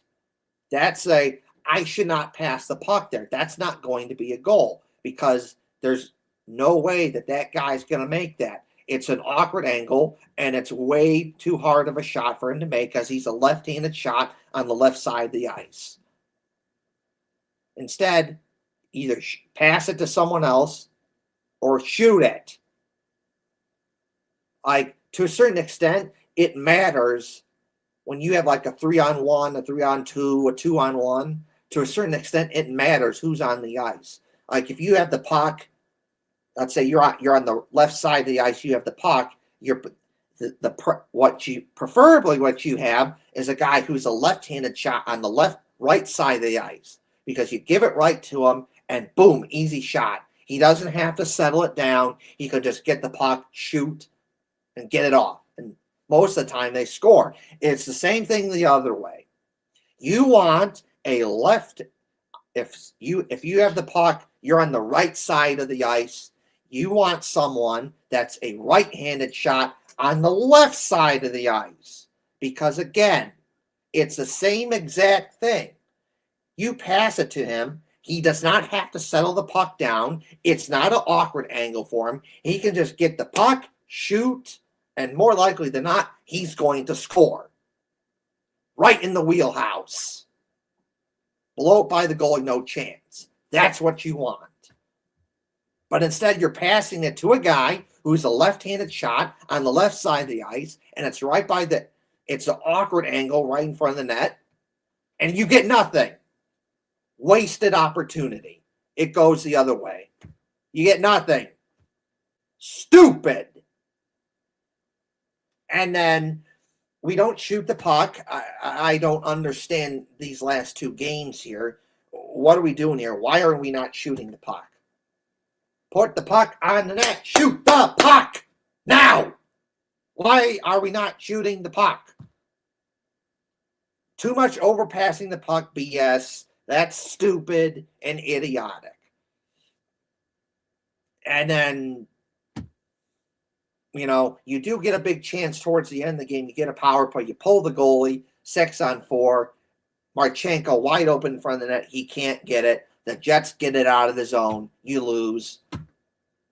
2 out of 10. That was a good first period, so I'll give you a 2 out of 10. And you scored a goal with Ivan Provorov. Other than that, disgusting, weak, idiotic nonsense. It needs to be better. Because you know what? You put yourself in a position, Blue Jackets, where you need to win games now no matter what.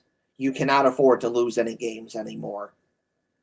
Because if you do, more likely than not, you're done.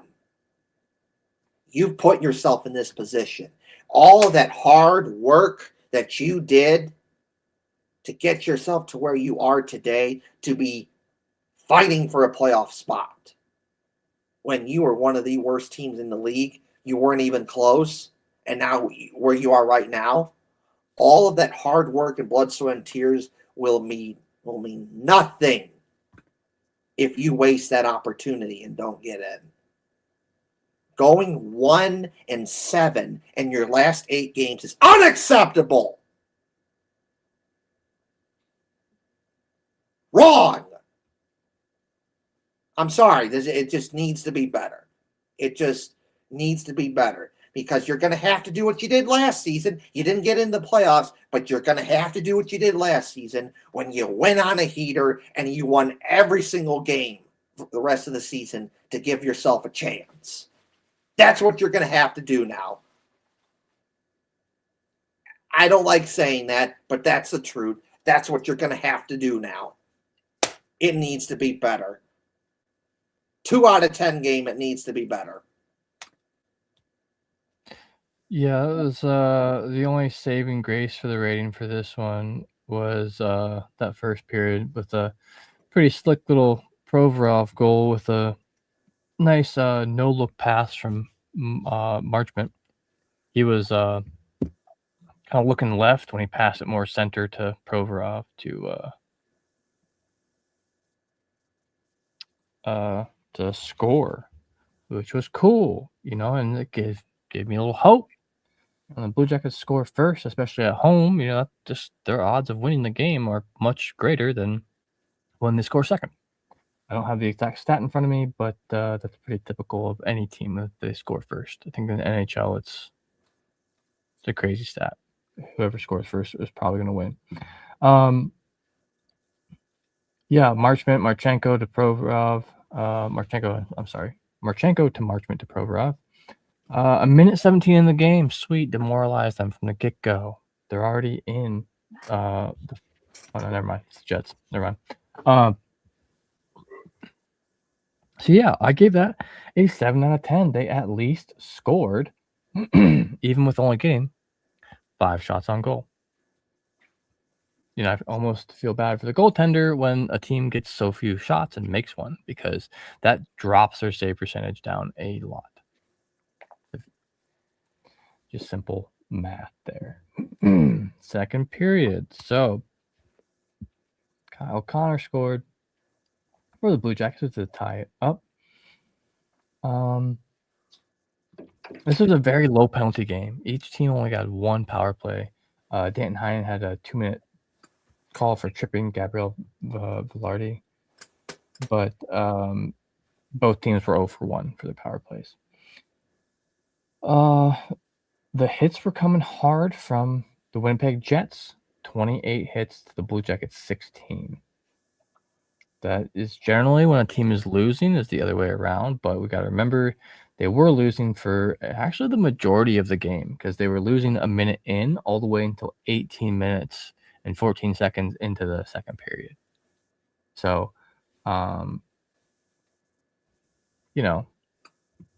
they're winning for the majority of the game once again, and then the third period comes around. And who is it again? Mark Scheifele again to Kyle Connor again.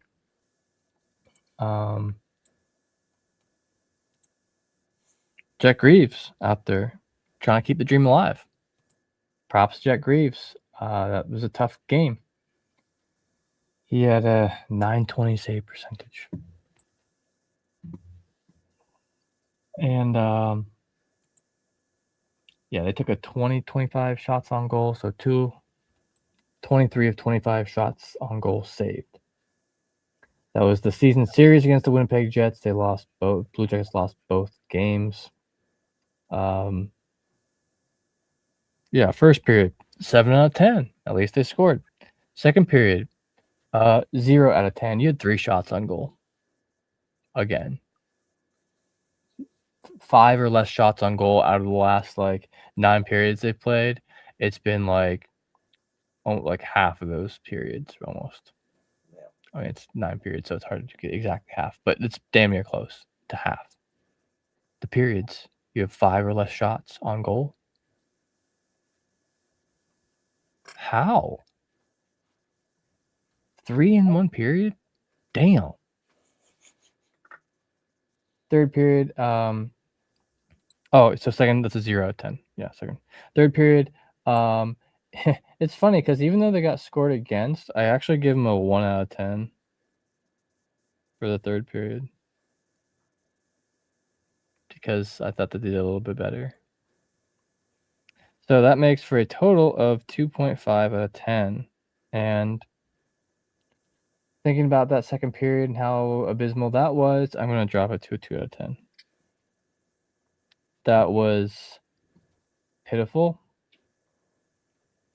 I mean, honestly, great job for not taking any stupid penalties. Great job, Jack Greaves. Great job for, not having as many giveaways. But let's talk about that for a second. The giveaways here. So Kirill Marchenko had the most giveaways in the first game. I forgot to bring it up. I think he had 4 or something. And he had the most in this game. He had 3 giveaways. Fantilli had 2. Jenner 2. Wood, Marchment, and Hyatt each have 1. So 3 giveaways, and Marchenko had at least 1 assist, so he got 1 point out of there. But he had 0 shots on goal that game. 0 shots on goal from Marchenko, the top forward. We had 3 shots from Fantilli and Jenner, 2 shots from Coyle, and a shot each for Sillinger, Marchment, Heinen, and Garland. That's it. That's the whole thing.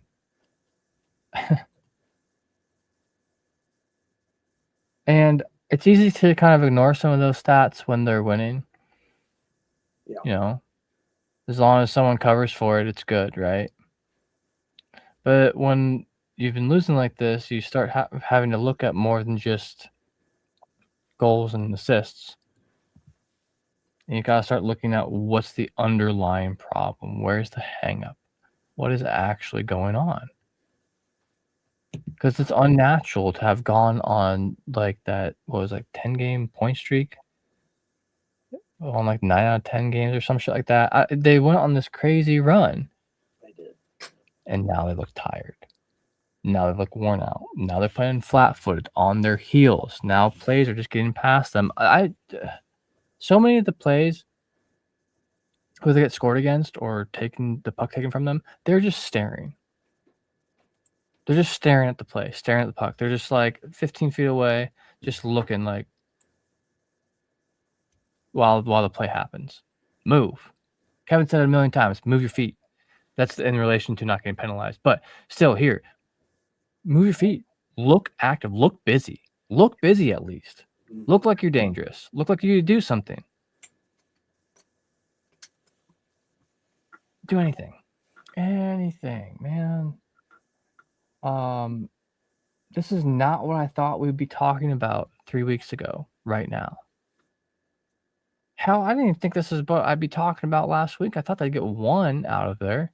Right. Remember last week, one of the things I was saying was that this is going to be a little bit of like almost like a playoff like simulation because they're playing the Carolina Hurricanes so close together. They played them last week. They had 4 games this year against them. They played them last week, and then they played them Tuesday and Thursday of this week. Yeah. So like, they had that chance to make up for that. They had the chance to make up for their loss. They had the chance to make up for the other loss, and they couldn't. No. So they weren't able to reconvene, come back with a game plan, and win the game.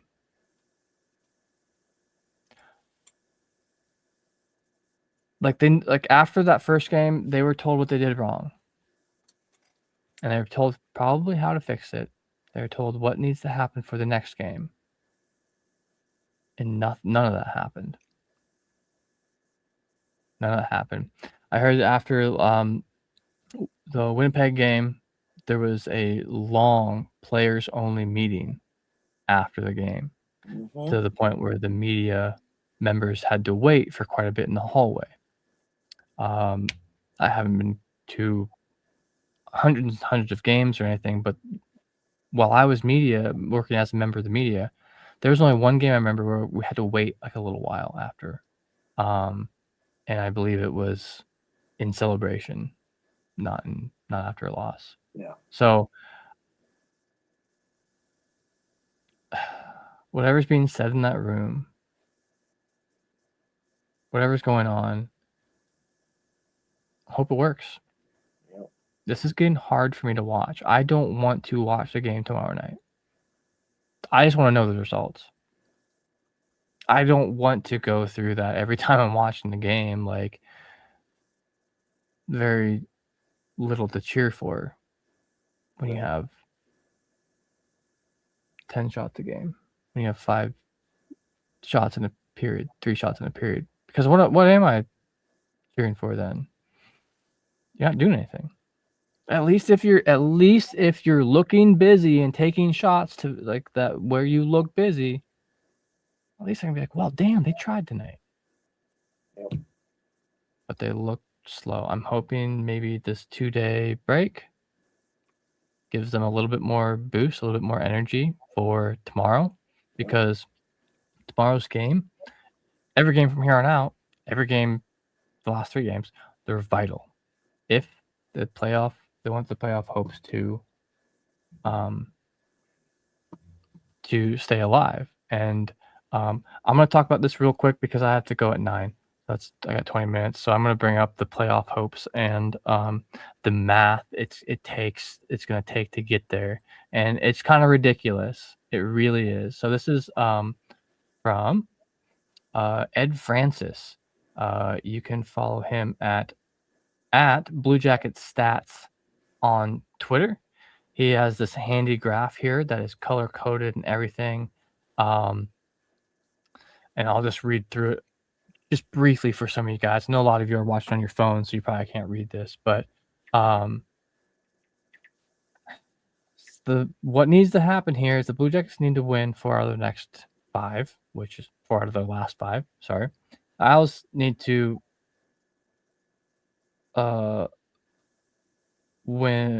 finish 3 or 1 or worse. So they have to lose 1 of their 4 last games, right? And the Flyers have to have to lose 2 of their last 5 games. So there is the 24.2% chance. Which so anyway, this graph is showing who has to play each other yet. So on this chart, the Blue Jackets are playing Detroit. That's their very first game on this chart tomorrow. Both Detroit and the Blue Jackets are looking to get into the playoffs. Both teams have had a losing streak. Both teams need this game. It's in Michigan. It's in Detroit. Mm-hmm. And that just makes it a little bit tougher. It's closer to home, but They need that, and so these next 3 games they have, these teams are already locked into the playoffs. They're already safely in the playoffs, so they're gonna play Buffalo, Montreal, and Boston, and Still hard. that's gonna be a tough schedule. All 3 of those teams, they are gearing up for the playoffs. The only possible saving grace is that they might be trying to save some of their stars for the playoff a little bit more, but just because they're already in doesn't mean they don't wanna finish strong. It's still every player out there wants to win the game. No one's playing to lose, Right. except for maybe Toronto. Um, but yeah, they have to watch out here. And then another team on this list, another game that they're gonna have to win is Washington. That's the last game of the year, and, that's gonna be tough. They're looking to get Ovi one last shot. Well, maybe one last shot. Honestly, but I think if they get to the playoffs this year, he'll retire. I think if they don't, then he'll play one more season. Um, yeah, Blue Jackets just need to win all these games out because if we're looking at this, the team that has the most games against teams that are not in contention is the Senators. They gotta play Tampa tomorrow, but then they're up against Florida, they're up against New Jersey, they're up against Toronto. All 3 of those teams are probably going to be playing some guys they bring up from the AHL, getting some rookies, some game time in there. They are trying to I mean, they're all trying to win, but they're not making it at all. There's no possible chance, so they probably will act like they're not making it. Um, Detroit has 2 games against player teams like that, New Jersey and Florida. The toughest schedule on here looks like it is the Blue Jackets. Mm-hmm. Um, Yeah. they have the hardest teams to beat right now, currently in the NHL. And at the beginning of the season, I would not have predicted this at all. I would have been like, "Oh, yeah, well" if I look at the last 5 games, I'm like, "Well, yeah, they could probably beat Buffalo. They'd take Montreal very likely, and Boston's not very good, so they're whatever." But now it's the end of the season. It's different. Everything's changed. Mm-hmm. Um, I truly think that they could win all 5 of these games. It's definitely possible, Yep. but it takes an equation to win, so I'm not holding my breath. This sucks. This sucks that we're looking at it like this right now. The one Because it save. feels a lot like last year. It just feels like a letdown. Yep. Yeah. The one saving grace about that is that the Blue Jack, if it came down to this, let's just say it was a tie between the Flyers and the Blue Jackets. The Blue Jackets would win that one because they took the season series from Philadelphia by winning all 3 games. So that does give them a little cushion there, but they just need to keep going and just win games. That's what they have to do now. I That's where I'm at. They just need to win games. Yep. So Yeah. anyway, so We can carry on. Sorry. all right. Well, because Hefty Duck, you are a designer, an artist, Absolutely. and I want to get because before you get out of here, I do want to get your take on some stuff. So What you got? first, yeah, so I have some stuff. So first things first, I'm gonna put this up on the screen. So we've talked about this before, but the Big Ten championship hockey tournament game had Ohio State and Michigan, and I think it was like a couple days before the game that the Big Ten hockey Twitter page put out this cool graphic promoting the Big Ten championship hockey tournament game between Ohio State and Michigan. And I saw that, like, oh, that's cool. I gotta share that on the show. So I think it looks cool. But Hefty Duck being the artist that you are, so I just get your thoughts on this.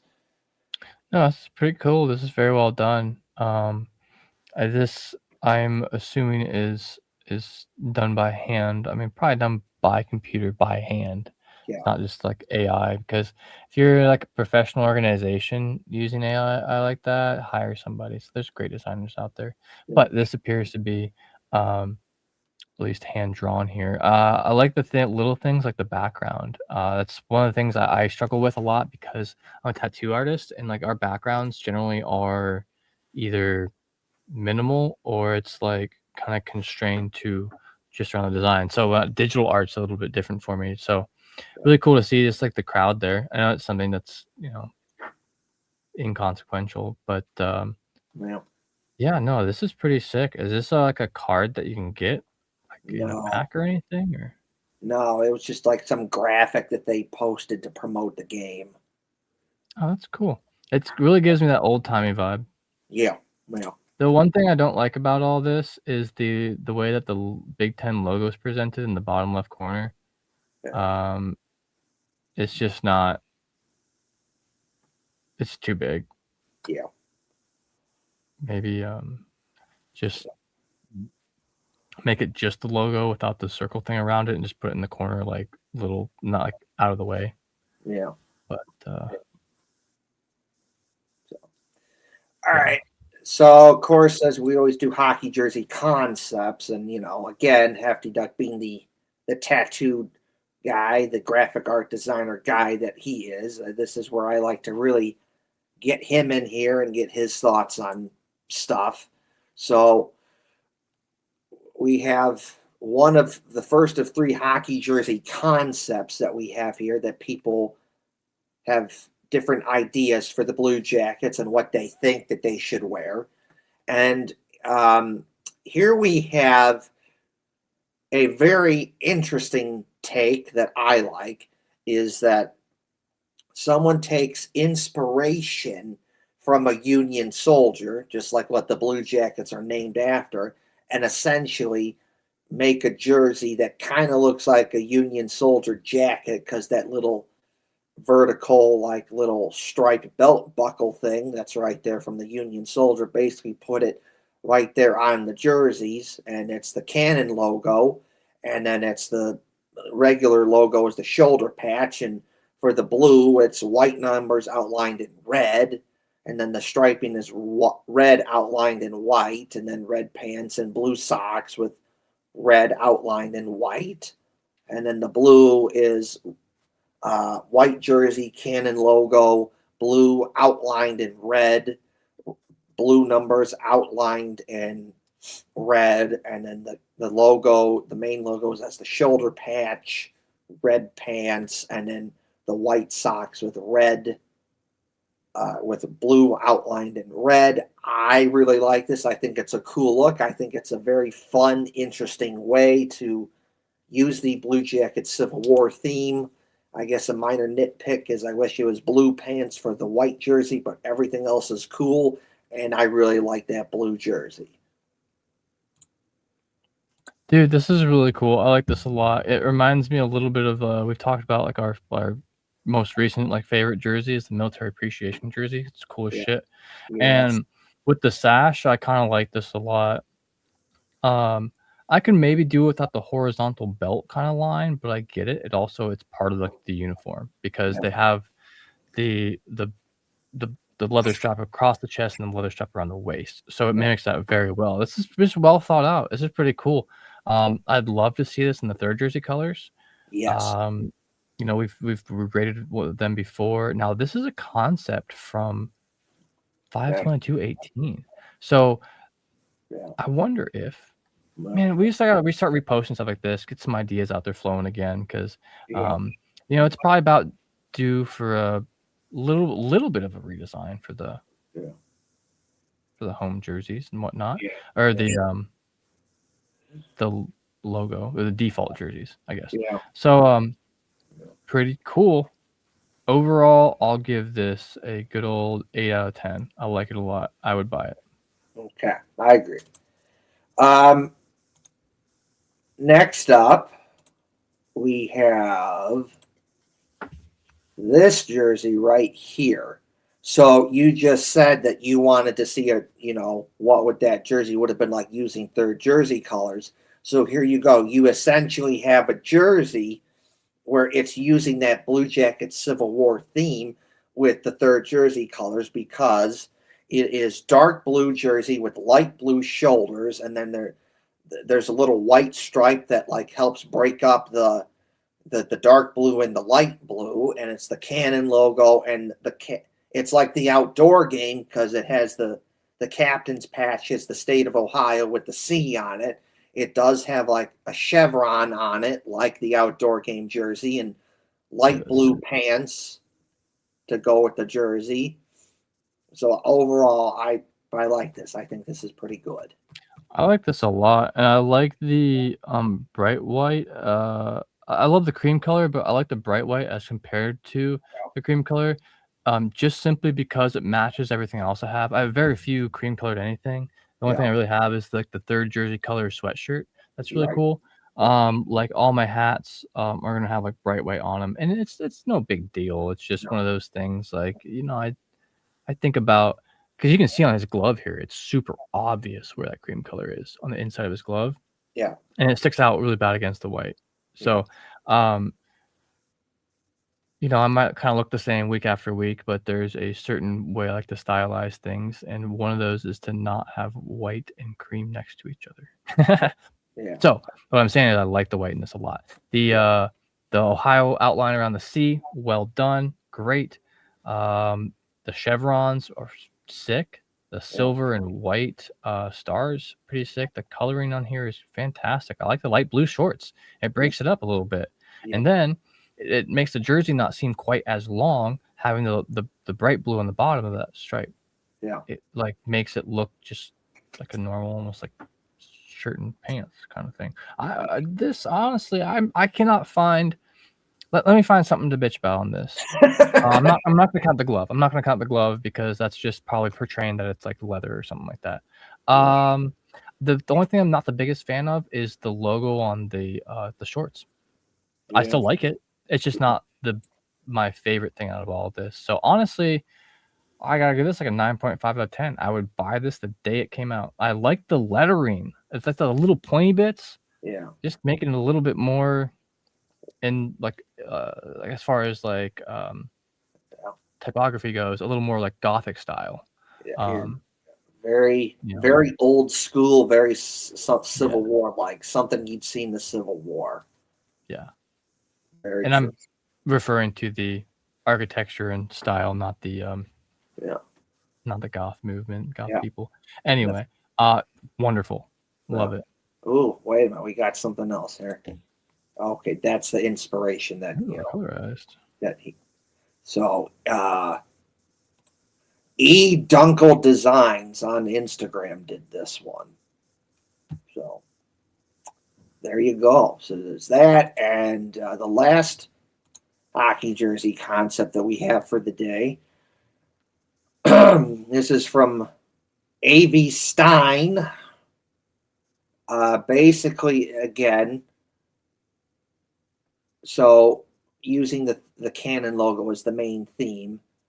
So blue jersey, the Canon logo, kind of the old school look. It's got like the jersey, the tie, the jersey string ties, and it's a red collar on the blue and white outline, red outlined in white, blue pants.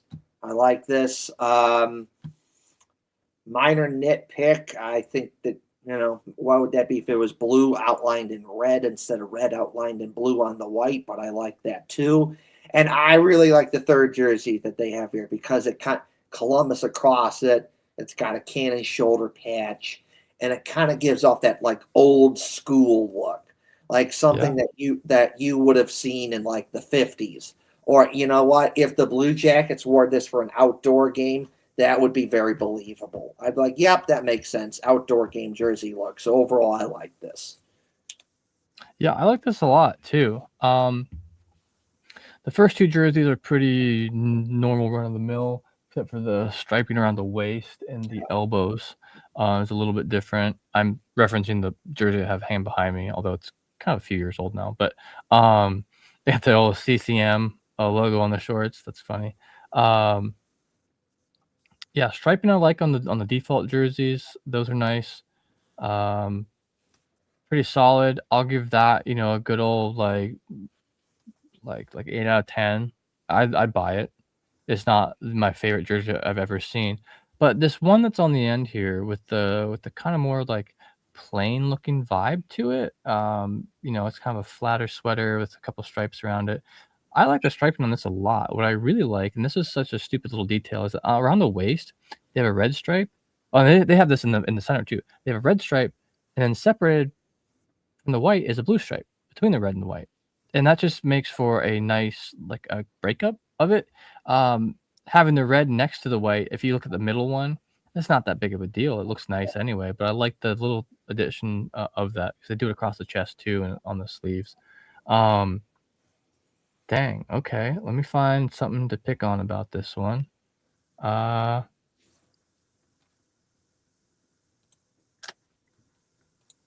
I don't know, I think I coulda gone with the dark blue shorts, just like the first one, but yeah, 9 out of 10, actually. I'll give someone 9 out of 10, I like it a lot. I would So, buy it. all right. So we're continuing. We're done with the hockey jersey concepts, but I do have one more design thing to share, and you can give me your thoughts on this. Now, the context of this is that when I was in Columbus, I s- and I would and it was the game against Boston, and I was waiting in line at the Skyline Chili in the upper deck by section 206 to get my 2 cheese conies from Skyline Chili in a bottle of water. And we're waiting for it. Like we put our order in. My mom had paid for it, and we're waiting. And then I see someone else who also had something at Skyline Chili, and she got her food, and she's walking away, and I see her wear this really cool shirt that has a Union soldier on the back playing hockey, and I'm like, that's an awesome shirt. I love it. Like fits with the Blue Jackets Civil War theme perfectly. And it's like, oh, thank you. It's awesome. This is where I got it. Check out this website.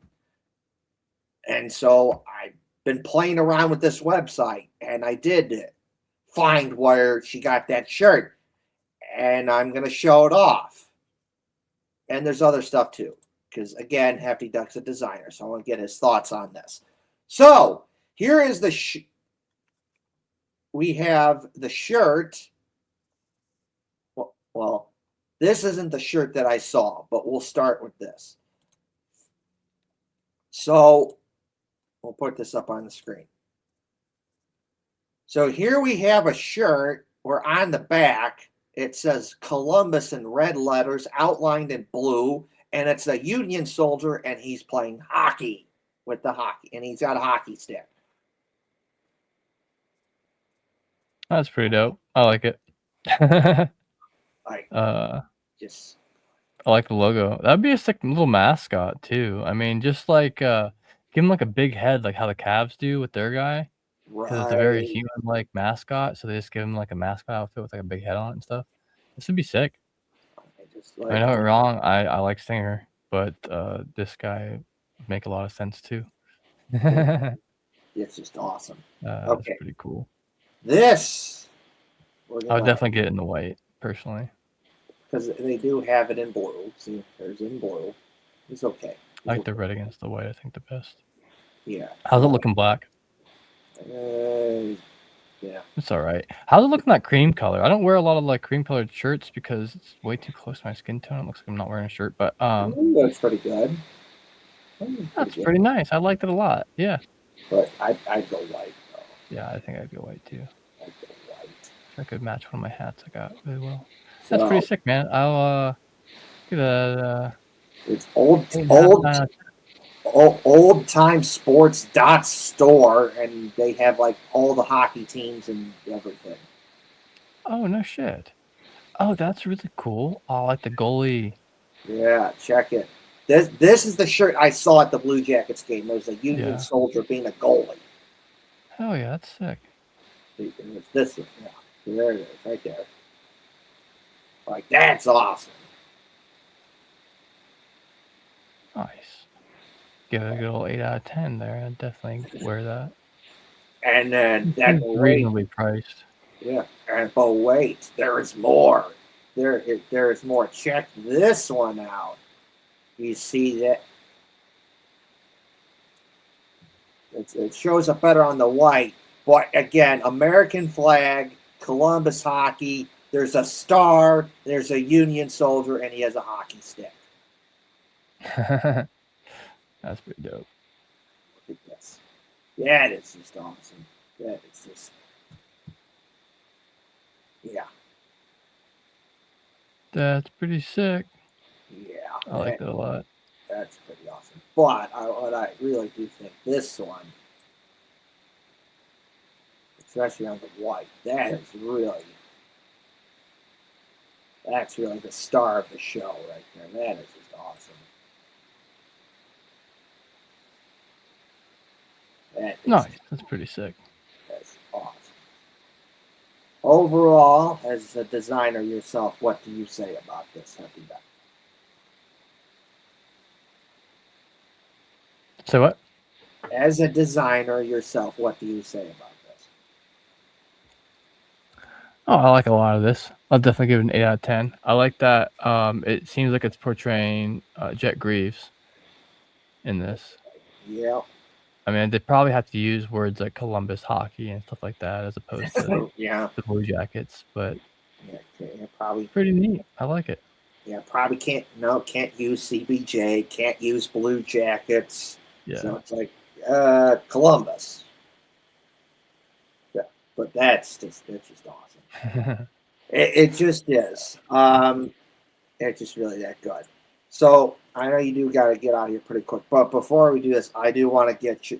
We'll just say last thoughts and just your just thoughts on Jack Grief in general this season because he has just been an awesome player. Dude, he's been phenomenal. I mean, I wish so bad that the defensive structure in the team, could just work a little bit better around him. Yeah. No, like they haven't done bad. The season's been fairly good. Right. They're not at the bottom of the league by a long shot. In fact, I don't even want to bring up the West right now. Every single team that's fighting for a wild card spot in the East would be doing better than the Pacific Division leader, the leader of a division. Anyway, so Jack Greaves, what a guy, what a stud. I love just seeing him growing and doing good still. I mean, it's definitely a hard place to do that in the last few years. Let's see. He has 50 games played this year. Dang, that's a lot. That's the majority by a bit. 48 of those were started. So 24 wins, 16 losses. You cannot be mad about that. No. You really just can't. Like, there's nothing to be mad about there. Save percentage of 909 this year. He had a little bit better last year, but he only played 11 games. So this is crazy because he played one game when he was 21, 9 games at 22, 11, only 11 games last year. I feel like he should have seen some more ice time. And then this year, 50. That's almost 5 times more games than he got the entire year last year. Dean Evison just kind of tried to run him into the ground and play him way too much and not give him a break. Yeah. Jeez. Yeah. Give him a break. Play Elvis Merzlikins every so often. It was so bad that Jack Greaves himself said, "I'm tired." Like he wanted a break, and for whatever reason, Dean Evison wasn't doing that. And now that Rick Bowness is here, we're actually getting the much better split between the goalies. We're keeping both goalies fresh because we're going to need both, and we're much better because of that. And both goalies are playing much better now because they're both fresh. Yeah, and I think that this year Jack Greaves has only been pulled as goaltender one time. Yeah. And once. Elvis Merzlikins has only been pulled twice. So both goaltenders, I mean, people want to talk about Merzlikins and talk shit and whatnot. He's 14 and 11. Yep. He does have an 883 save percentage, which isn't the greatest, but you see him get put out there in games like the 5-2 loss and stuff like that. Yeah. And Yeah. yeah, but overall, I'm a big fan of Jet Greaves. Can't wait to see some more of him. Yeah. So, how would you rank the Blue Jackets jerseys, Hefty Duck? So, like home, away, third jersey, outdoor game jersey. Like the current ones. So, I'm gonna give the default home jersey. I'm a big fan of it. Mm-hmm. That one gets a solid 8 out of 10. 8 out of 10 means that I like it. I would buy it. Yep. But I'm not putting it up on a pedestal. I don't think it's the end all be all of hockey jerseys. It's great. The away jersey, I'm a bit less of a fan of. It's 7 out of 10 for me, just because it's funny. I like white t-shirts, but I don't like white jerseys, white sweaters. And I'm way too messy at games for that. Catch me eating. Won't catch me eating any conies in that thing. The third jersey, impeccable. That one's a 9 out of 10 for me. Yeah. Definitely. The outdoor jersey. Yeah. I think it's got to be about a 10 out of 10 for me. That is probably one of my favorite hockey jerseys of all time. There's very few that rank up there for me with that. I think I've maybe only ranked like 3 or 4 jerseys out of the possible hundreds that we've ranked throughout the years as 10 out of 10s. And that's one of them. And not being a concept, it's a real jersey. You can go get it. Right. Like it. Trying to think of, is there any other specialty jerseys? The military appreciation jersey, I love that though. Yeah, I know those are good too. But I wish that we talked about this before. I wish that I know that they're given only to military members, but I wish that I could purchase one with like a percentage of the proceeds going to like a military thing. Yeah. Obviously, and then there's the good retro jersey, black with the blue shoulders. Yeah, the black and blue one. That one for me, I like that one a lot. That's a 8.5 out of 10 for me. Yeah. The reverse retro red one, that's a no. I'm only giving it a 2 because it's wearable. You can stick your head through it and arm through it. Shit. But well, hey man, that is gonna be it for me tonight. Appreciate you as always carrying it on without me. Check me out on Twitter. I think I'm just at Lance Schrock on there. My name is spelled right here, SCHROCK. Check me out at Lance Schrock Tattoos on Instagram, or whatever other social media you can find me on. Check out my artwork. Come get tattooed. Have a good time. Like, subscribe, share, support us. You don't have to do monetarily. We don't ask that you do monetarily. Just, hit a button every now and then. But thank you all. I appreciate you. Thank you, Kevin. Hope everyone has a good week. We'll see you next time. Oh, hit the right. Good call, dude. One Happy Duck. You better hit the right button. I've done really well, but that time my mouse was up on the top right. I'll give you that one. Dang it. Hit the right button. See ya. Hit the right button. Okay, Hefty Duck hit the right button. Because there's that time that he didn't hit the right button and it stopped the show. We don't want that. Because there's a button that you can hit to leave and the show keeps going.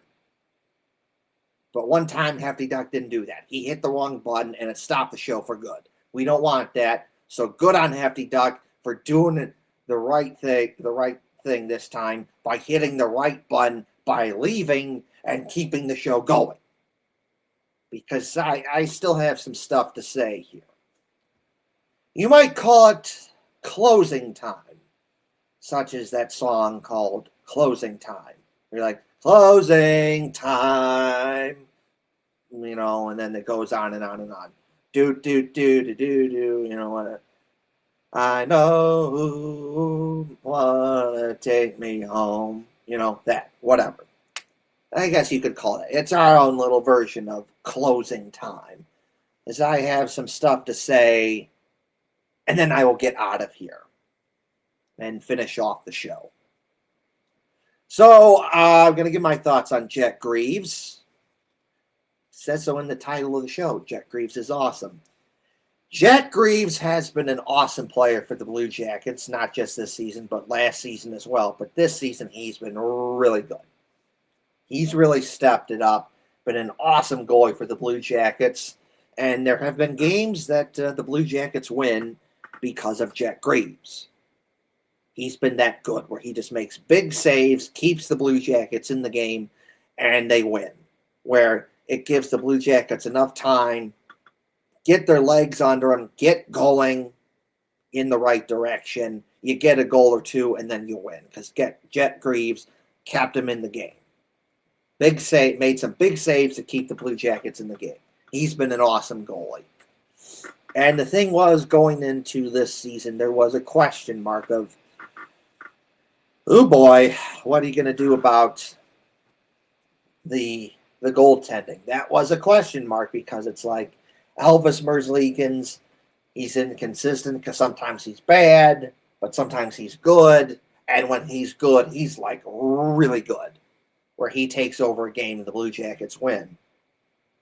And he's really good in shootouts, and the Blue Jackets win because Elvis Merzlikins is really good in shootouts, and it gives them a chance to win in shootouts because Elvis Merzlikins is really good in shootouts. And then you know that, okay, you don't have to score every chance in the shootout. You can afford to miss one because Elvis Merzlikins will make big saves to keep you in the game, and then obviously Kirill Marchenko or Kent Johnson or Charlie Coyle get in there, they get big goals, and the Blue Jackets win. But Elvis Merzlikins is a big reason why. So going into this season, you're like, and then Jack Greaves, that was kind of a question mark too, because like, yeah, he played good last season, but it's kind of a small sample size. And what are you going to do once people start figuring you out? Because the book is out on you now. You can go back and watch the tape on how you play. What are you good at? What are you bad at? And so on and so forth. And how do you counter that? How do you find a way around that? And honestly, the goaltending this season, generally speaking, has not been an issue for the Blue Jackets. It's actually been one of the strengths of what they've been good at. You know, it's a minor nitpick, but because Jack Greaves is short, he gets picked on because teams shoot up high and he gives up goals that way. It's very frustrating, but it is what it is. Like, you know, can't necessarily control that because you can't control height.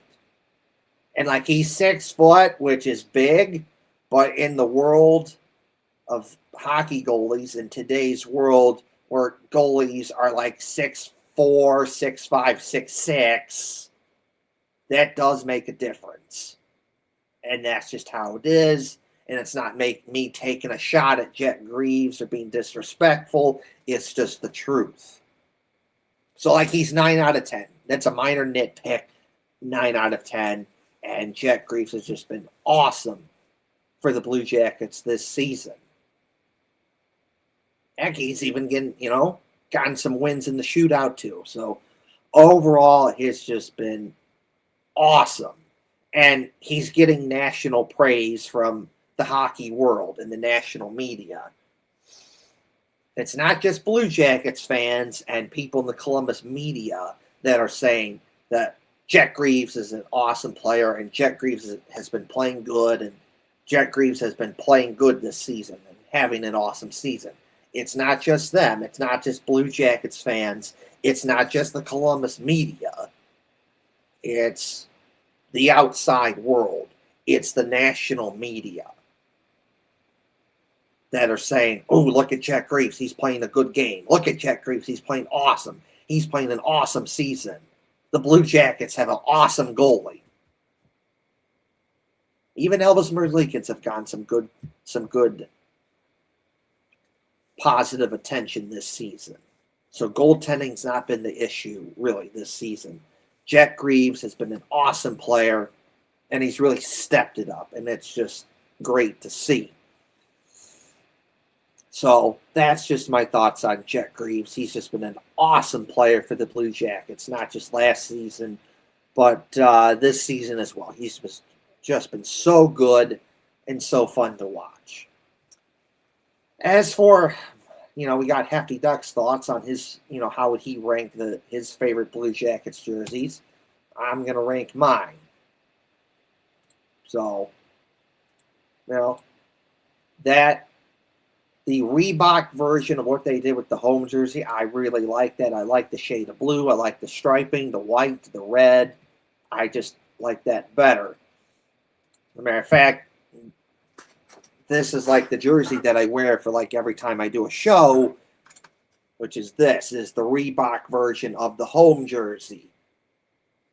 I really like that. I like the collar, the white and the red, and just the striping, just how like the white and the red really stands out and really kind of helps break up some of the blue. Also, kind of a big fan of the Kepi logo. I really do like the Kepi logo there. I really do. I really like the Kepi logo. It's just awesome, and it just uses the Blue Jackets Civil War theme perfectly. So I feel like this would probably be my number one jersey for the Blue Jackets. As for the second jersey,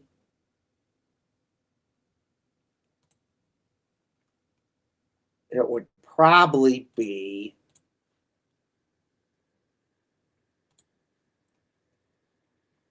I'll put this up on the screen. Probably be what what Adidas did with the third jersey, which is they used, the old third jersey is like, there wasn't just light blue. You had it was a little smaller. The light blue wasn't as prominent, a little more cream to it. Let's look at it. Let's see here. Yeah, so look at that.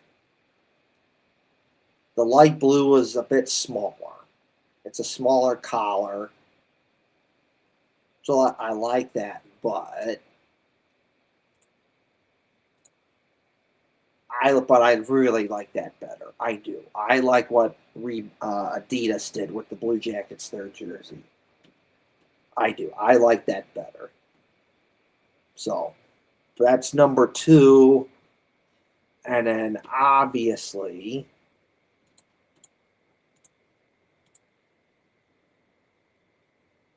let's see,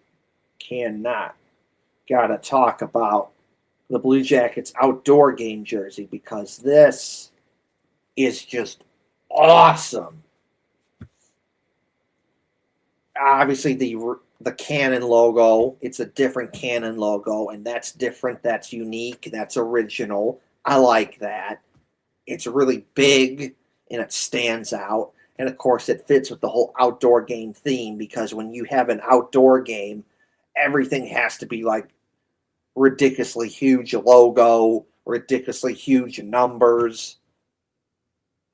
Easier to see that way, but that's just how it is. So it fits that theme of, okay, you have an outdoor game jersey, the logo and the name and the numbers just needs to be ridiculously huge, like ridiculously huge. And I like that. And so the Canon, I like that. And then the silvers, like chevrons, that fits the Civil War theme. And then the shoulder patch is CBJ, and it takes like the little belt buckle thing on the kepi that the Union soldiers wear and puts it there. And I love it. And it's just a great way to use the Blue Jackets Civil War theme. And I like this. Now, inside the collar is Buckeye leaves, a nice little tribute to Ohio State, because, of course, the Blue Jackets outdoor game was at Ohio State. So you got to have something there. And they did. Now, of course, the Blue Jackets wanted to have Buckeye leaves on the helmet. And, I'm just going to say at Ohio State, you're being a little bit pissy and a little bit lame, because you're like, no, that's copyright. You can't do that. So what the Blue Jackets did what did the Blue Jackets do? Well, I'll tell you what the Blue Jackets did. They're like, screw you. Screw you. We're doing Buckeye leaves in the collar anyway. So I can't use Buckeye leaves because it's copyrighted. Nope, screw you. We're doing it anyways. Buckeye leaves in the collar. And I love it. And there's Buckeye leaves on the field, during the game. So that was cool with the little cannon logos. So I like that. I like that the Blue Jackets just kind of stood up to Ohio State in that instance and just be like, you know what? Screw you. We're doing it anyways. It's copyright. Nope, screw you. We're doing it anyways. Buckeye leaves on the collar, on the inside of the collar of the jersey, and Buckeye leaves on the field with next to cannon logos. So I like that. I like that. Overall, good jersey as well. And then, of course, the good retro jersey, where it's black with the blue shoulders, way better instead of that rip-off red Capitals jersey, which, again, you're named the Blue Jackets and named after the Union soldiers that fought to free the slaves in the Civil War that wore blue jackets. And you're wearing red, which does not make sense. Why are you doing that? Why? Does not make sense. Do not like. So the only good retro jersey was the second one, which is obviously, it's got this logo on it. And then, it's black with white and dark blue stripes and then light blue shoulders. And it does have a Cappy logo on it. And then the other logo, the original logo. And it's cool. And I really do like that it has the Cappy logo on it again. So that's cool. So I guess I would say this jersey, especially in what Reebok did with this one, the Adidas third jersey, the outdoor game jersey, away jersey, which is okay. It's good enough. It gets the job done. And then the good retro jersey is how I would rank the Blue Jackets jerseys. So there's that.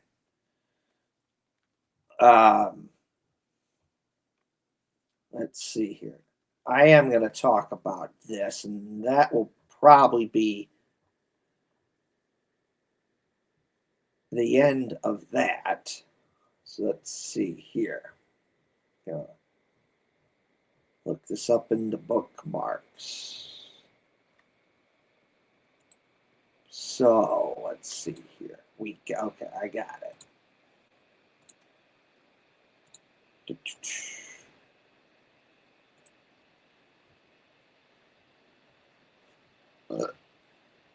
Oop, did a little burp there. Oh well. Okay.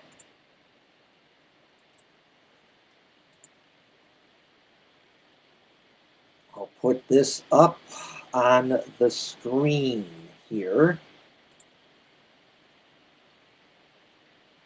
Ooh. Okay. So we'll back this up here.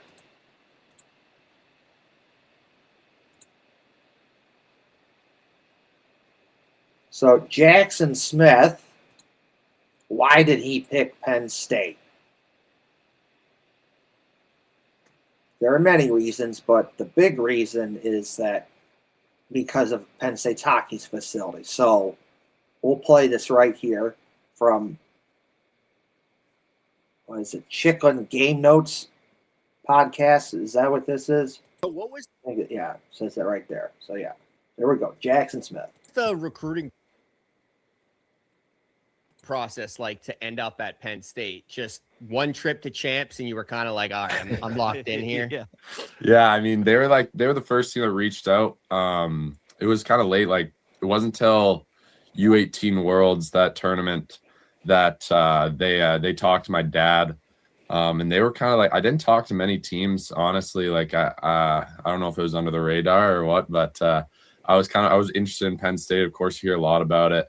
You see the place and you're like, wow. And then I went on the recruitment trip, and I was still not sure if I was going to stay in the Dub for another year, come to college. But once I came on the recruitment trip, and you see the place, and I know you guys have seen it, and you're like, it's almost impossible to turn it down. So once I stepped foot on campus, I told my parents, I'm like, guys, there's no chance I'm not going here.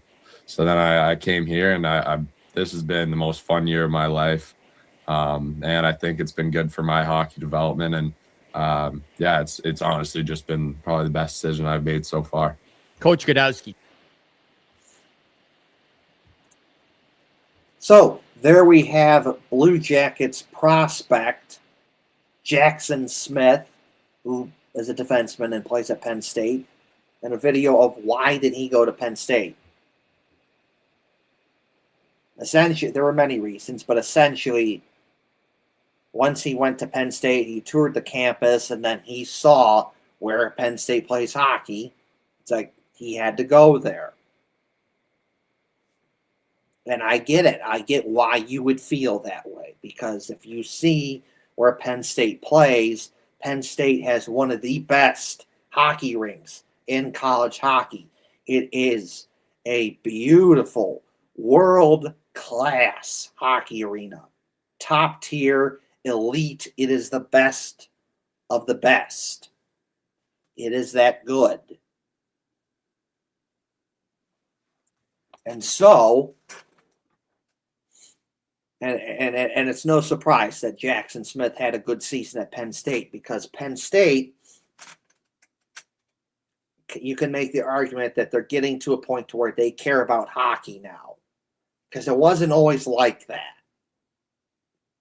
They used to just be mostly known as a football school, like many schools in America. You're just a football school, and that's it. You're not really known for anything else, and that's it. By then, Penn State makes the decision to change that. It does help that they get money from a big donor to help pay for that hockey rink. But it takes the willingness to do that, to take money from someone, say, yes, we will take that money and we will use that to have an awesome hockey rink. And then we will put more money and more resources into our hockey program. And when you do that, you will get rewarded. You will get better players.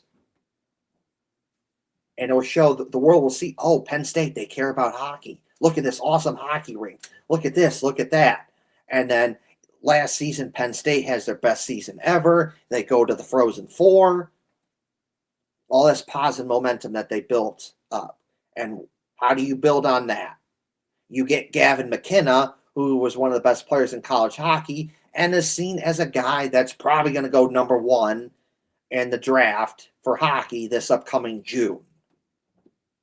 And then you get Jackson Smith, defenseman, Blue Jackets prospect, who at that time was seen as one of the best defenseman prospects that you could get in last year's draft, as well as one of the best guys that you could get if you're for like a college. You're trying to get someone to come. Jackson Smith was seen as one of the best guys. And then Jackson Smith plays at Penn State, has a really good season. He sets a record for most goals scored by a defenseman in Penn State history, plays really good. He's 6'4", 200 plus pounds, big, physical. He's good at skating, block shots. He's really good at shooting the puck. His hockey IQ is good. He can shoot the puck. He's just really good. Give you a little bit of both, a little offense, a little defense, really good. And it's not surprising that he had a good season. When you put someone like that, that's a top prospect, that's good at hockey, in a good hockey environment, it's not surprising that they do good. It's not. To a certain extent, that is expected. You put a good hockey player in a good hockey environment, it is expected to a certain extent that he's going to do better. So that's not surprising. Now, why do I bring this up?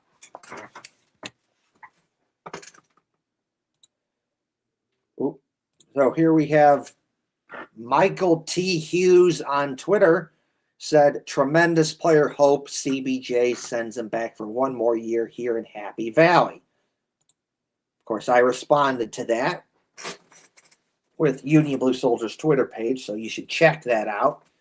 But it says, you are getting your wish. The Blue Jackets are sending Jackson Smith back to Penn State.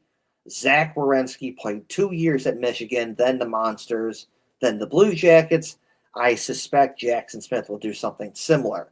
And I do. If I had to take a guess, that's probably what's going to happen, because Zach Werenski played 2 years at Michigan, then played for the Monsters for a bit. He's a big reason why the Monsters won the Calder Cup in 2016. So he plays for the Monsters, and then he makes the Blue Jackets out of training camp, plays for the Blue Jackets, and the rest is history. He's never left the Blue Jackets ever since then. He's never been sent down to Cleveland. And he's just been an awesome player for the Blue Jackets. And if I had to take a guess, I would say that Jackson Smith does a similar thing where he plays 2 years at Penn State, probably plays for the Monsters, and then he plays for the Blue Jackets. So that's, if I had to take a guess, that's what I think is probably going to happen. So we'll back this up here. And then we have at Justin4_OSU on Twitter said, if only they told him to transfer to OSU to be close, LOL. Let's see here. There's actually 2 responses I did to that, Let's see here. Because I want to show both. Let's see. I said, why would the Blue Jackets do that? The Blue Jackets want Jackson Smith to be good. Sending to Ohio State does him no favors. If he's not at Penn State, I'd want him to go to a Minnesota, a Wisconsin, a Michigan, etc. Way better environment, which is true. Sorry, you don't want your top guys going to Ohio State. That's the unfortunate reality. That's just how it is. Ohio State men's hockey historically is not very good at hockey, just kind of mid, average at best. They don't have a great hockey environment. The shot is awful. Not a great place to play hockey. It's way too big, not meant for hockey. And then the resources aren't there. They don't have a great track record of developing top talent. There is no Kyle Connor coming out of Ohio State, or there is no Jack Johnson. There is no Dylan Larkin. There is no Johnny Gaudreau. There is no Kent Johnson, a Adam Van Tilly. There is no Zach Werenski coming out of Ohio State. But you can find those types of talents at a school like a Minnesota, a Wisconsin, a Michigan, a Boston College, whatever. You have a top prospect. You want them in the best. You want them in the best environments. You want them with the best of the best. That's not Ohio State. If we're talking football, it's a whole different story. Whole different story. Like, if we are talking Ohio State football, then hell yeah, I want guys going there. If I was a top prospect and I'm thinking, okay, which school should I go to? And it's football, then hell yeah, I want Ohio State. Get your ass down there and go play football at Ohio State. Ohio State, historically good at football, consistently good at football, the best of the best. You will be a good player. You'll be developed correctly. You have a good Ohio State has a good history at being good at football, developing top talent. But it's not football. We're talking about hockey, and That's not them. So, like, no, I don't want Jackson Smith, one of the Blue Jackets' top prospects, going to Ohio State. That's just how it is. I just don't. You want your guys going to a school. You want your top prospects going to a school like a Minnesota, a Wisconsin, a Boston College, a Michigan, something like that. And then we had another response, well, actually two responses. So we have right here, again, this show's Twitter page, and I did this. And, follow both. Follow Uni Blue Soldiers, follow the show on Twitter, and said Jackson Smith is fine at Penn State. It does him and the Blue Jackets no good if he was at Ohio State, but typo. And in some hypothetical scenario, if he did leave, I'd want him at a school like Minnesota, Wisconsin, Michigan, etc., a way better hockey environment. And, of course, Brian Keller, a Ohio State hockey player in the 90s, who, might I remind you, has gotten a little pissy at me and is letting his Ohio State feelings get in his way, and blocked Union Blue Soldiers on Twitter because, he's getting a little pissy and letting his Ohio State feelings get in his way. And he had no argument because he blocked. I don't know why he blocked me, but I feel pretty good about saying this, that if I had to assume why he blocked me, is because he could not handle the truth on why the shot exists. The shot exists because back in the 90s, when the news came out that back in the 90s when the news came out that Columbus was getting the hockey team, and that hockey team became the Blue Jackets, back then Ohio State was not very fond of that idea. So they did everything they could to try and stop the Blue Jackets from coming to Columbus.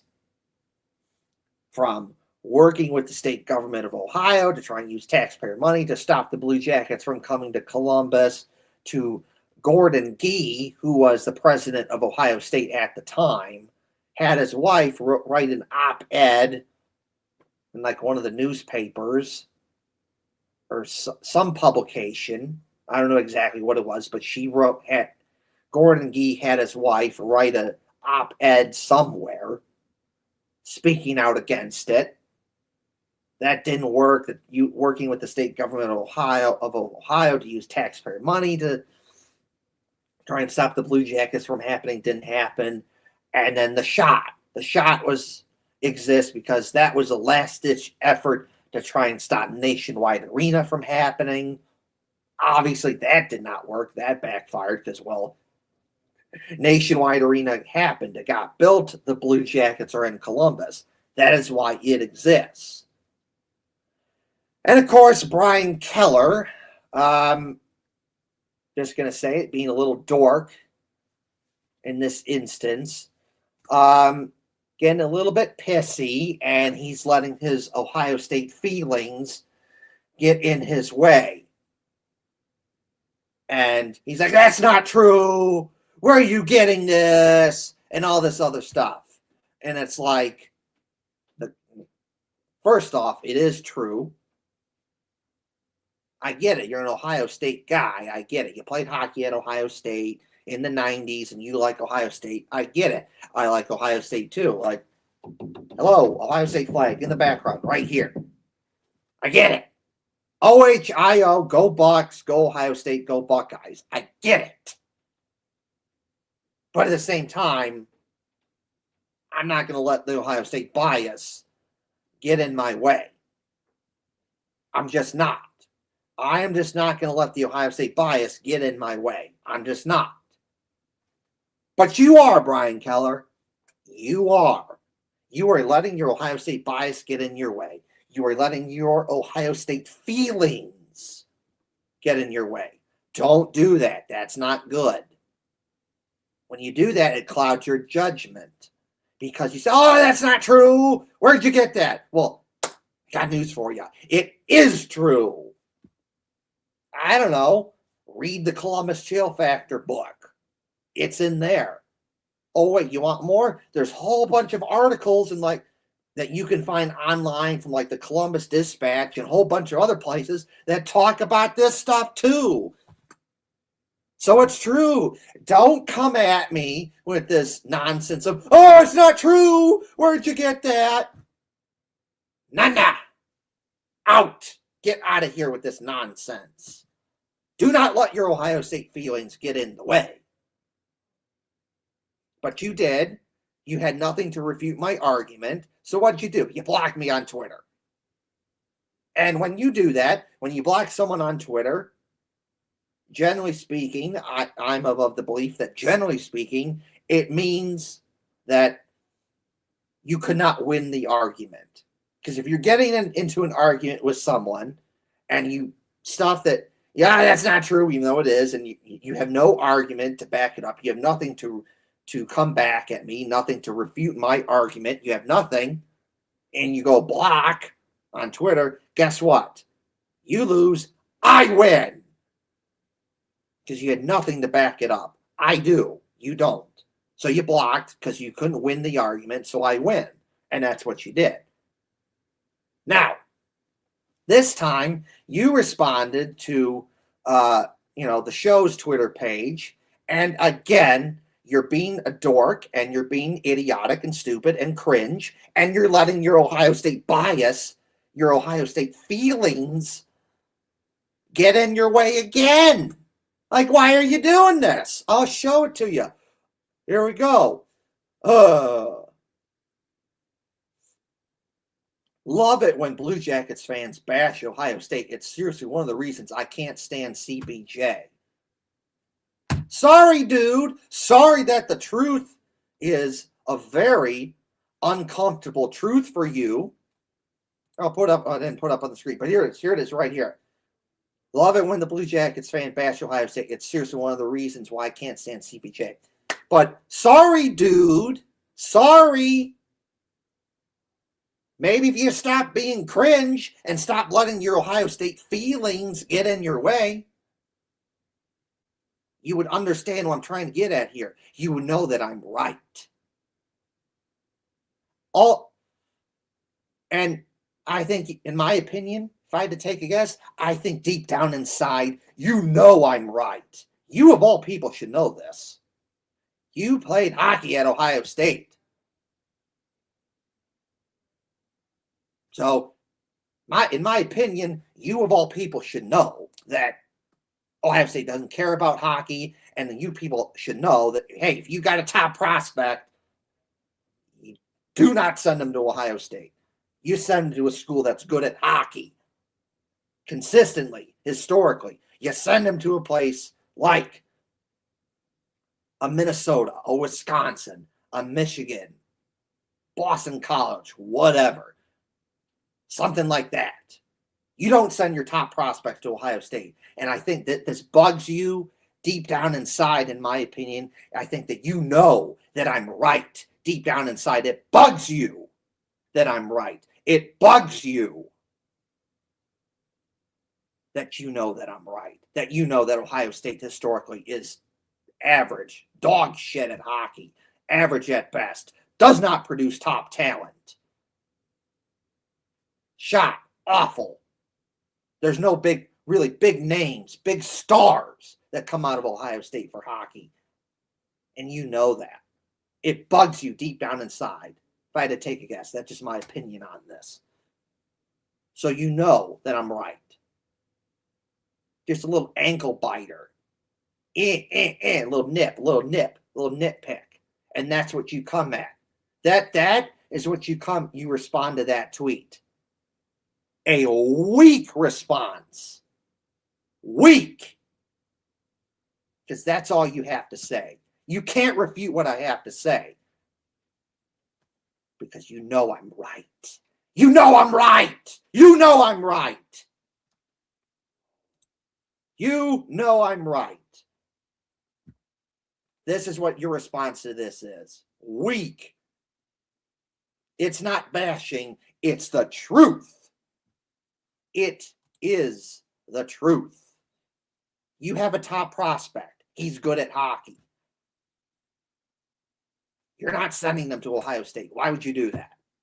You are doing him no favors. You're not. You're good at hockey. You're a top prospect. You're elite. You're the best of the best.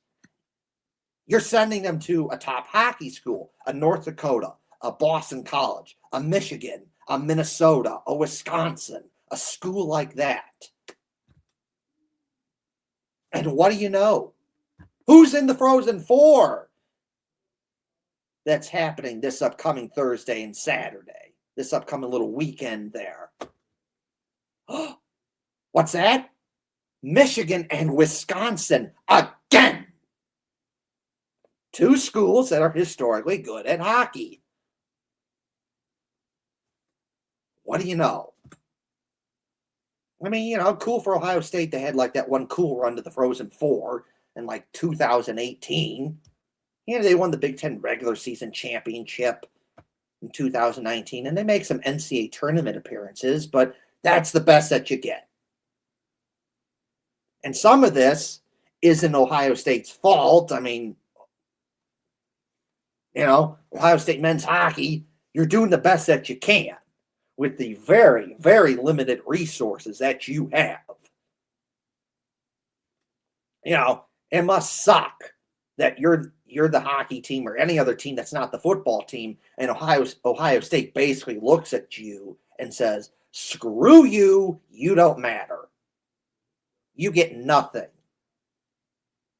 Oh, you want more resources, you want more money, you want this or that, you want to be more competitive. Ha!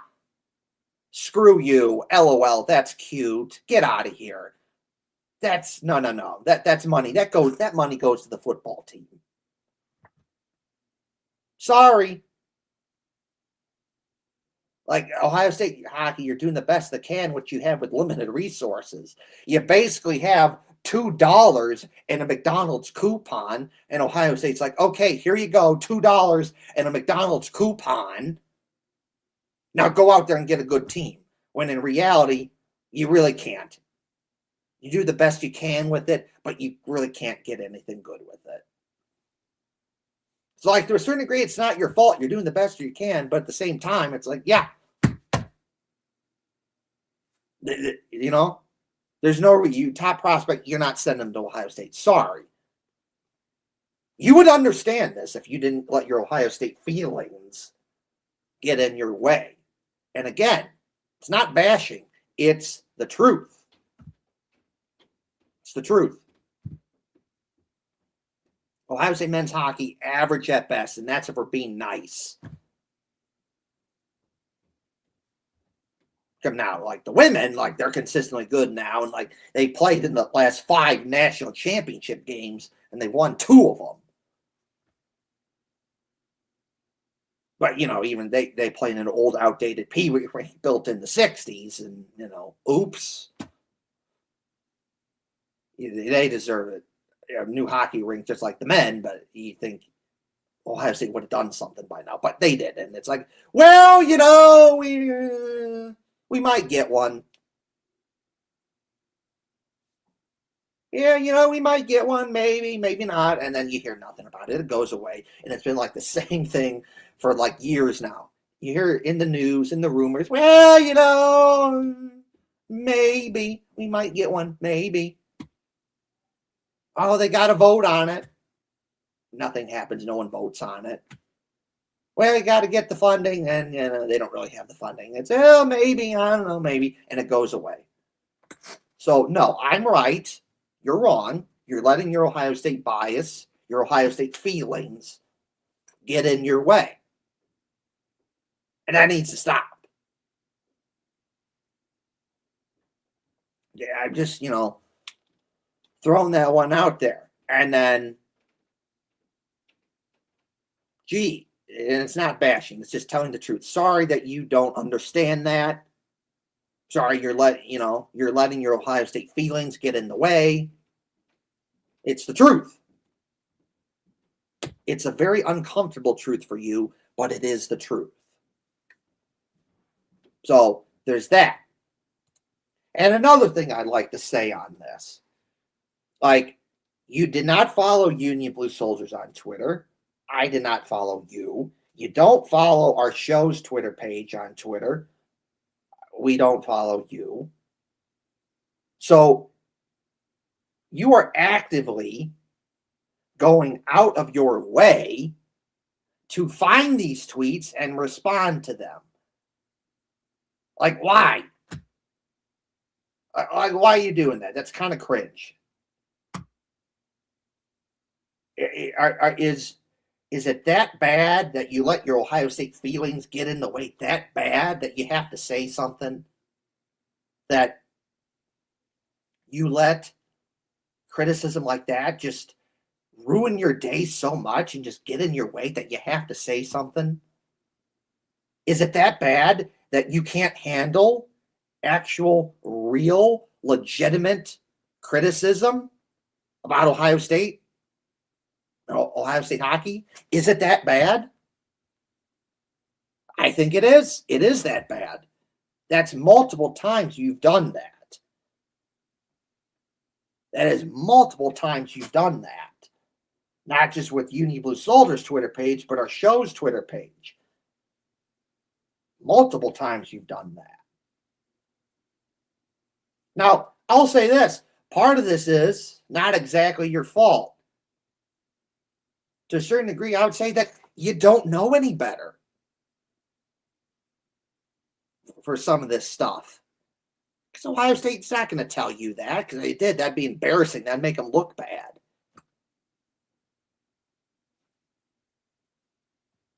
And part of this isn't told by many in the Columbus media.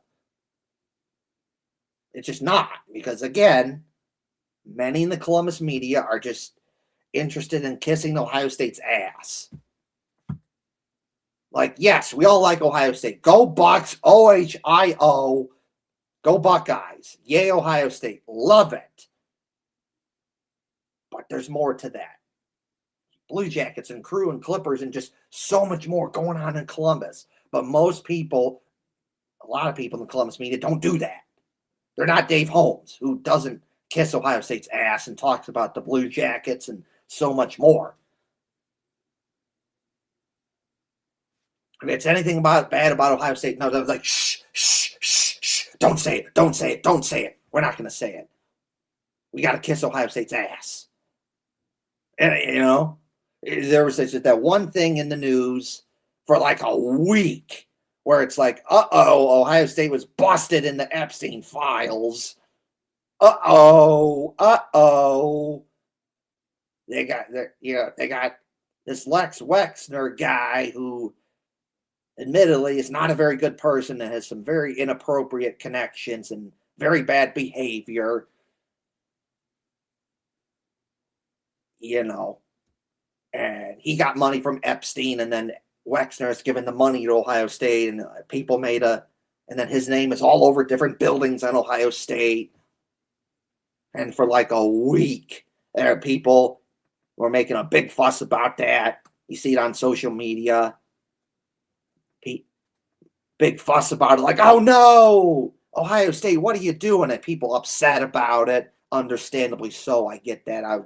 I get why, and I'm upset about it too. But it was just for like a week, and then it goes away because no one was really talking. If like social media people are talking about it, but let's be honest here, no one, generally speaking, the Columbus media was talking about that because that would make Ohio State look bad. They can't do that. They got to kiss Ohio State's ass.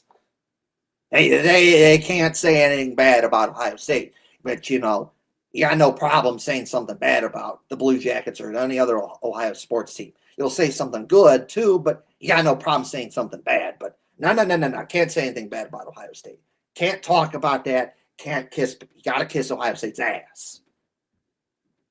So most people don't know about this stuff. That yes, Ohio State did everything they could to try and stop the Blue Jackets from coming to Columbus. Most people don't know this, in part because it's not talked about. Because shh, Can't talk about it. Can't talk about it. That'd make Ohio State look bad. Can't do that. So to a certain degree, I'm not necessarily your fault, Mr. Brian Keller, that you're getting a little bit pissy and a little defensive about when people call this out. Because to a certain degree, you don't know any better. No one told you this. People did tell you this. I don't think you'd be acting like this, where you just get all pissy and you freak out ridiculously because someone called out Ohio State for their dumb shenanigans and calling out for, yeah, they're not very good at hockey and they need to be better. And yes, you have a top prospect that's good at hockey. There's no way that you're sending them to Ohio State. Absolutely not. You're sending them to a Michigan, a Penn, now probably Penn State, a Minnesota, Wisconsin, Boston College, whatever. That's where you're sending them to. So I'm not necessarily, to a certain extent, I'm not surprised why you're freaking out about it. And then, it's one of the reasons why I can't send CBJ. Well, maybe if you would understand why people rip on Ohio State, you would get it. You would get why people have criticism. Working with the state government of Ohio to try and stop the Blue Jackets from coming to Columbus by using taxpayer money, building the shot to try and rush it, to try and stop the Nationwide Arena from happening, and Gordon Gee having his wife write an op-ed speaking out against it, and just for at least a good chunk of the Blue Jackets' existence, how Ohio State was just so god-awful to the Blue Jackets. They just were. For a majority of the Blue Jackets' existence, Ohio State was god-awful towards the Blue Jackets. And I don't get why. It was not needed. It was not needed. Unless you viewed them as a threat, which is stupid and idiotic. Are you kidding me?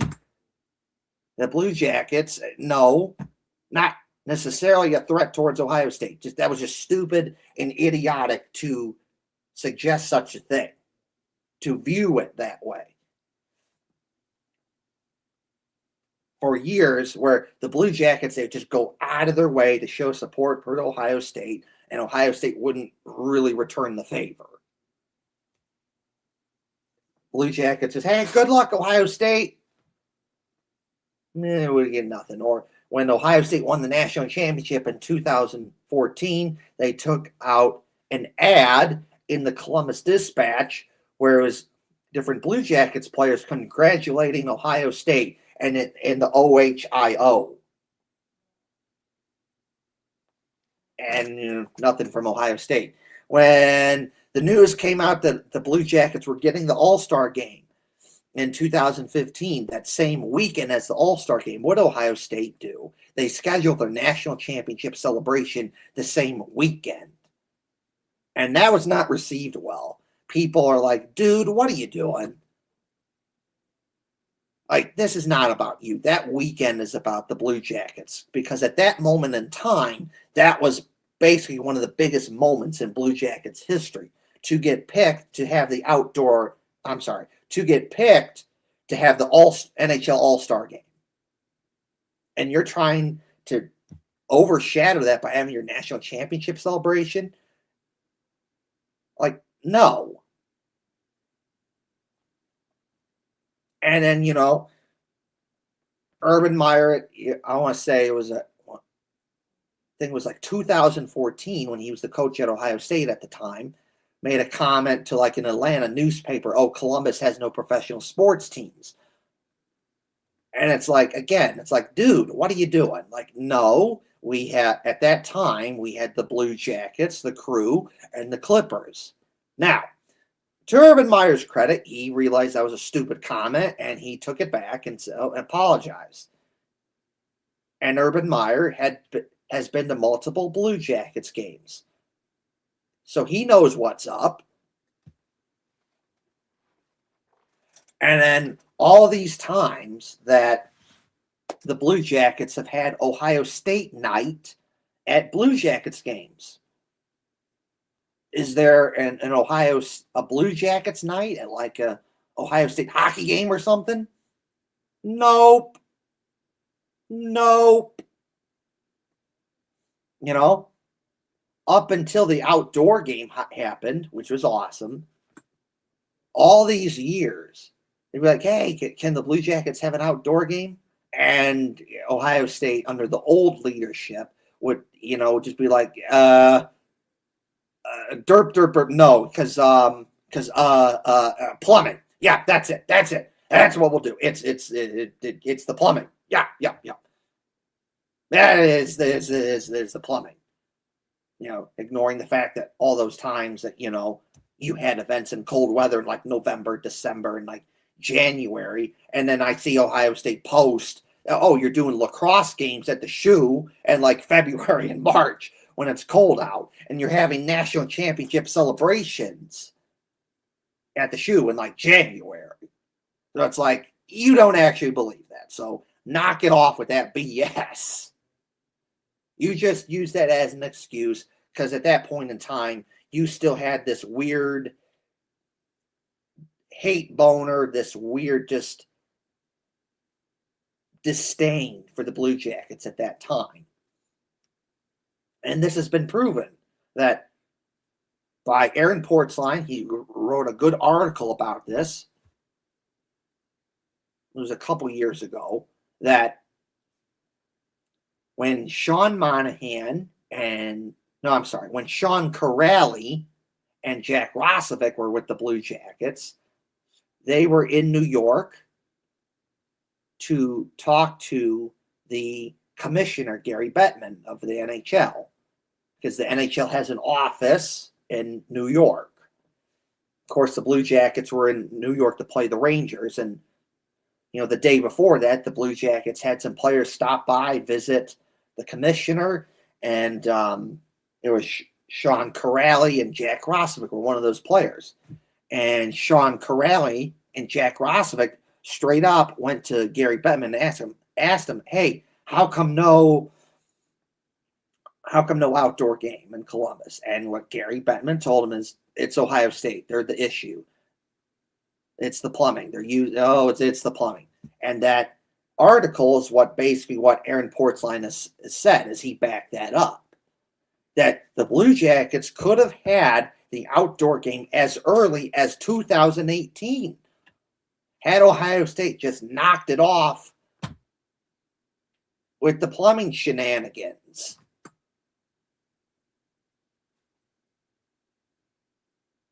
So, there's that. So, there's a reason why people have ripped on, Blue Jackets fans have ripped on Ohio State. There's a reason. Maybe if you knew that, you'd understand why. Brian Keller. Oh, the reason I can't stand CBJ. Okay, well, you know what?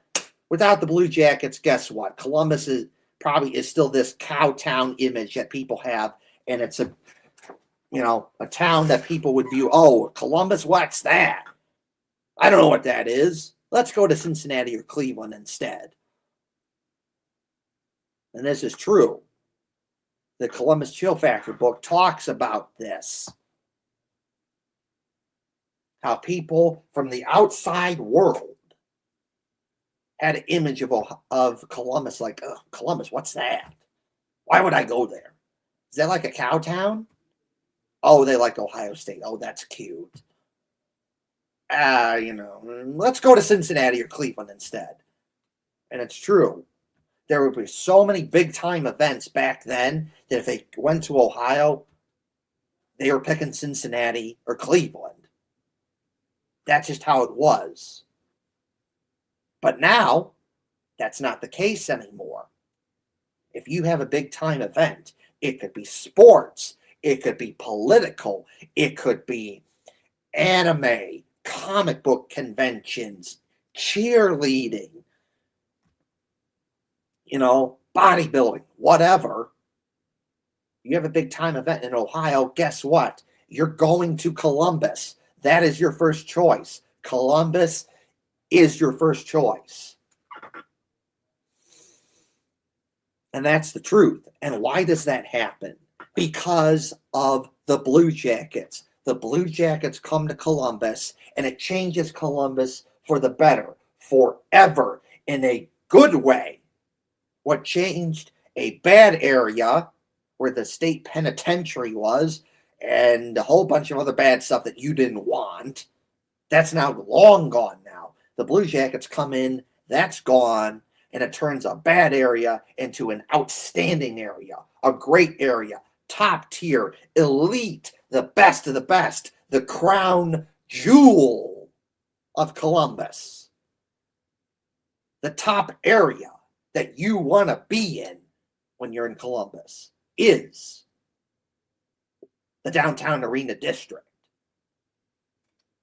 with the Blue Jackets and the Crew and the Clippers, and you have all these bars and restaurants and stores, and there's hotels close by that's now worth an economic boom. That's now worth billions with a B, the letter B, billions of dollars of economic development to local, not just the Columbus economy, but the state of Ohio economy. That happened because of the Blue Jackets. Sorry, Ohio State, you never could have done that. That level of development, you never could have done that. And I know you're big, you're popular, you are one of the big names in college sports. You are one of the big name schools. You have a huge economic impact in a positive way, not just in Columbus, in the state of Ohio. But I'm of the belief that you never could have done what the Blue Jackets did, because the Blue Jackets changed Columbus forever in a good way. People think of Columbus in a way different way now. Instead, it's not just, Columbus, what's that? Is that a cow town? I don't know about that. Let's just go to Cincinnati or Cleveland. That's dead. Now it's, Columbus, cool. Oh, it's the Blue Jackets, and it's the Crew, and the Clippers, and you got downtown arena district, and you got all this stuff going on because of the Blue Jackets. All the big name events come to Columbus because of the Blue Jackets coming to Columbus. Boom. An economic boom. A development boom. Because back then, if you didn't like Ohio State, if you're from the outside world and you didn't like Ohio State, or maybe you liked Michigan or some other team and you were coming to Columbus to see them play Ohio State, if you weren't one of those people, you weren't coming to Columbus. No. You weren't. Because back then, that's, for the most part, that was the big thing that Ohio State had to offer. They didn't really have a lot going on for them. But now they do. They have a lot going on for them. Columbus has a lot going on for them. They just do. It's now the biggest city in the state of Ohio. Bigger than Cincinnati, bigger than Cleveland. It is the big dog in Ohio. You have a big time event, like I said, sports to political to anime to comic book conventions to cheerleading, bodybuilding, and so much more. Guess what? You're coming to Ohio. You're coming to Columbus. The Blue Jackets are just that big and that powerful to Columbus, that important to Columbus. Value, diversity, something else to do. The Blue Jackets come to Columbus, and here's the Blue Jackets. And then eventually along come the Crew with their new downtown stadium. And here come the Clippers with their new downtown stadium. And all these restaurants and bars and stores and hotels and all this other stuff that helps Columbus stand out. Because if you were just like what you were years ago, just a college town, that's boring, that's bland, and that can only get you so far. Because you know why? Guess what? There's so many, every other place in America can say, yeah, we're a college town. But now you can say, oh, yeah, we have Ohio State. We're a college town, but also we have the Blue Jackets. We have the Crew and the Clippers. Heck, the volleyball team now, the Columbus Fury, was partly owned by Joe Burrow. He sold his shares, not owned by Joe Burrow anymore. But then we have a UFL team here now, the Columbus Aviators. And now the Crew, they're trying to push for a women's soccer team here. Whether that works or not, that's to be determined. I think it could work because, yes, the Crew do get good support. People do like soccer, whatever. But at the same time, there's only so much sports to go around, almost so much support that people can give.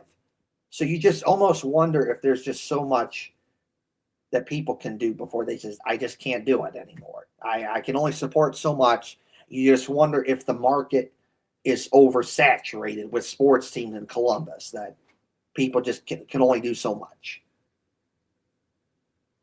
I don't know. So, yeah, I'm just going to say it. Brian Keller, just know that without the Blue Jackets, Columbus is not where they are today. They're probably just still kind of, without the Blue Jackets, they're probably still thought of as a cowtown image from the outside world. Like, oh, Columbus, what's that? I don't know what that is. And if anything, you want to talk about something. People, including myself, only know a lot about Ohio State hockey because of the Blue Jackets. The Blue Jackets do more work to show support for Ohio State hockey and promote Ohio State hockey than Ohio State does. You don't really hear nothing about Ohio State hockey from Ohio State. And maybe they'll make a post or two on Twitter. But it's like, I don't know. Well, how are they doing? I don't know. It's not to the level how they promote the football team. And I get it. Yes, the football team, historically good. I get it. But like, that's, Ohio State, they're your teams. Put effort into it. Promote it. It should not be up to the Blue Jackets to promote your own stuff. Like, good on you, Blue Jackets, for doing that and showing support for Ohio State hockey. I like it. But at the same time, you should not be doing that. That's not your main goal. You're the Blue Jackets. Promote Blue Jackets. Ohio State should be promoting their teams because Ohio State hockey is not the Blue Jackets team. It belongs to Ohio State.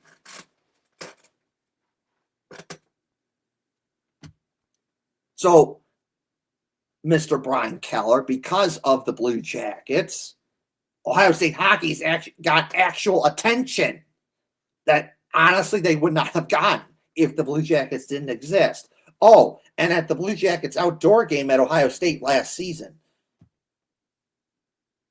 who was honored there? Oh, yes, the Ohio State women's hockey team. That only happens because of the Blue Jackets playing an outdoor hockey game at Ohio State, because Ohio State's certainly not doing that. Hell no. If you're not the football team, screw you. You don't matter. You get out of here. And that's the truth.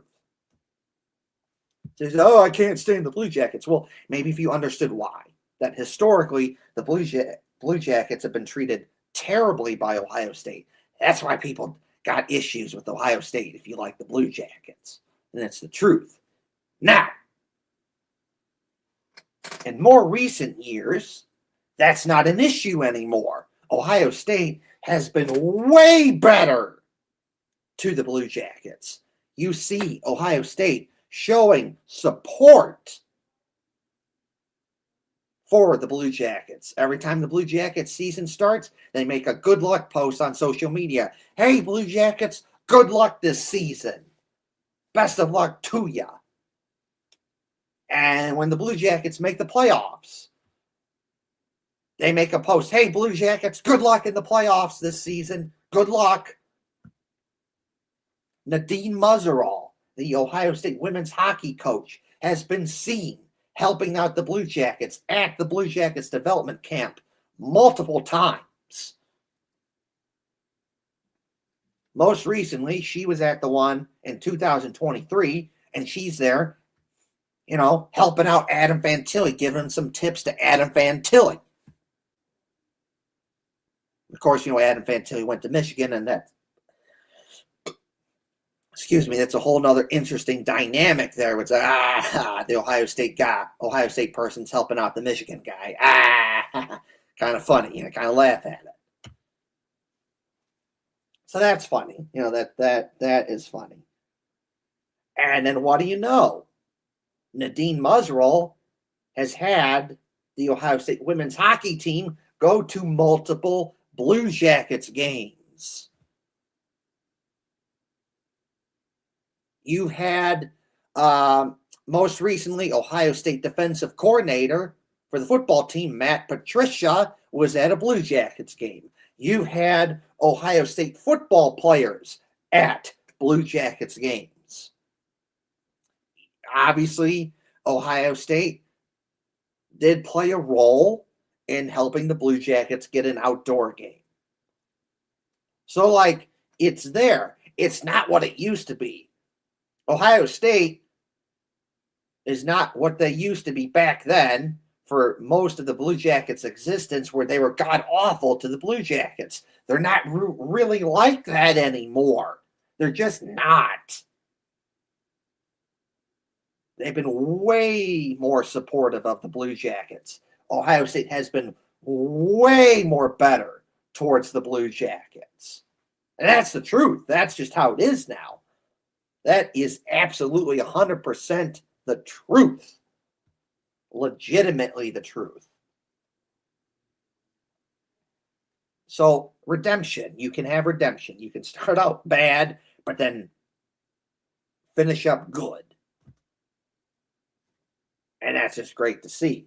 I like it. It's great to see the Blue Jackets show support for Ohio State. I just do. It's just awesome.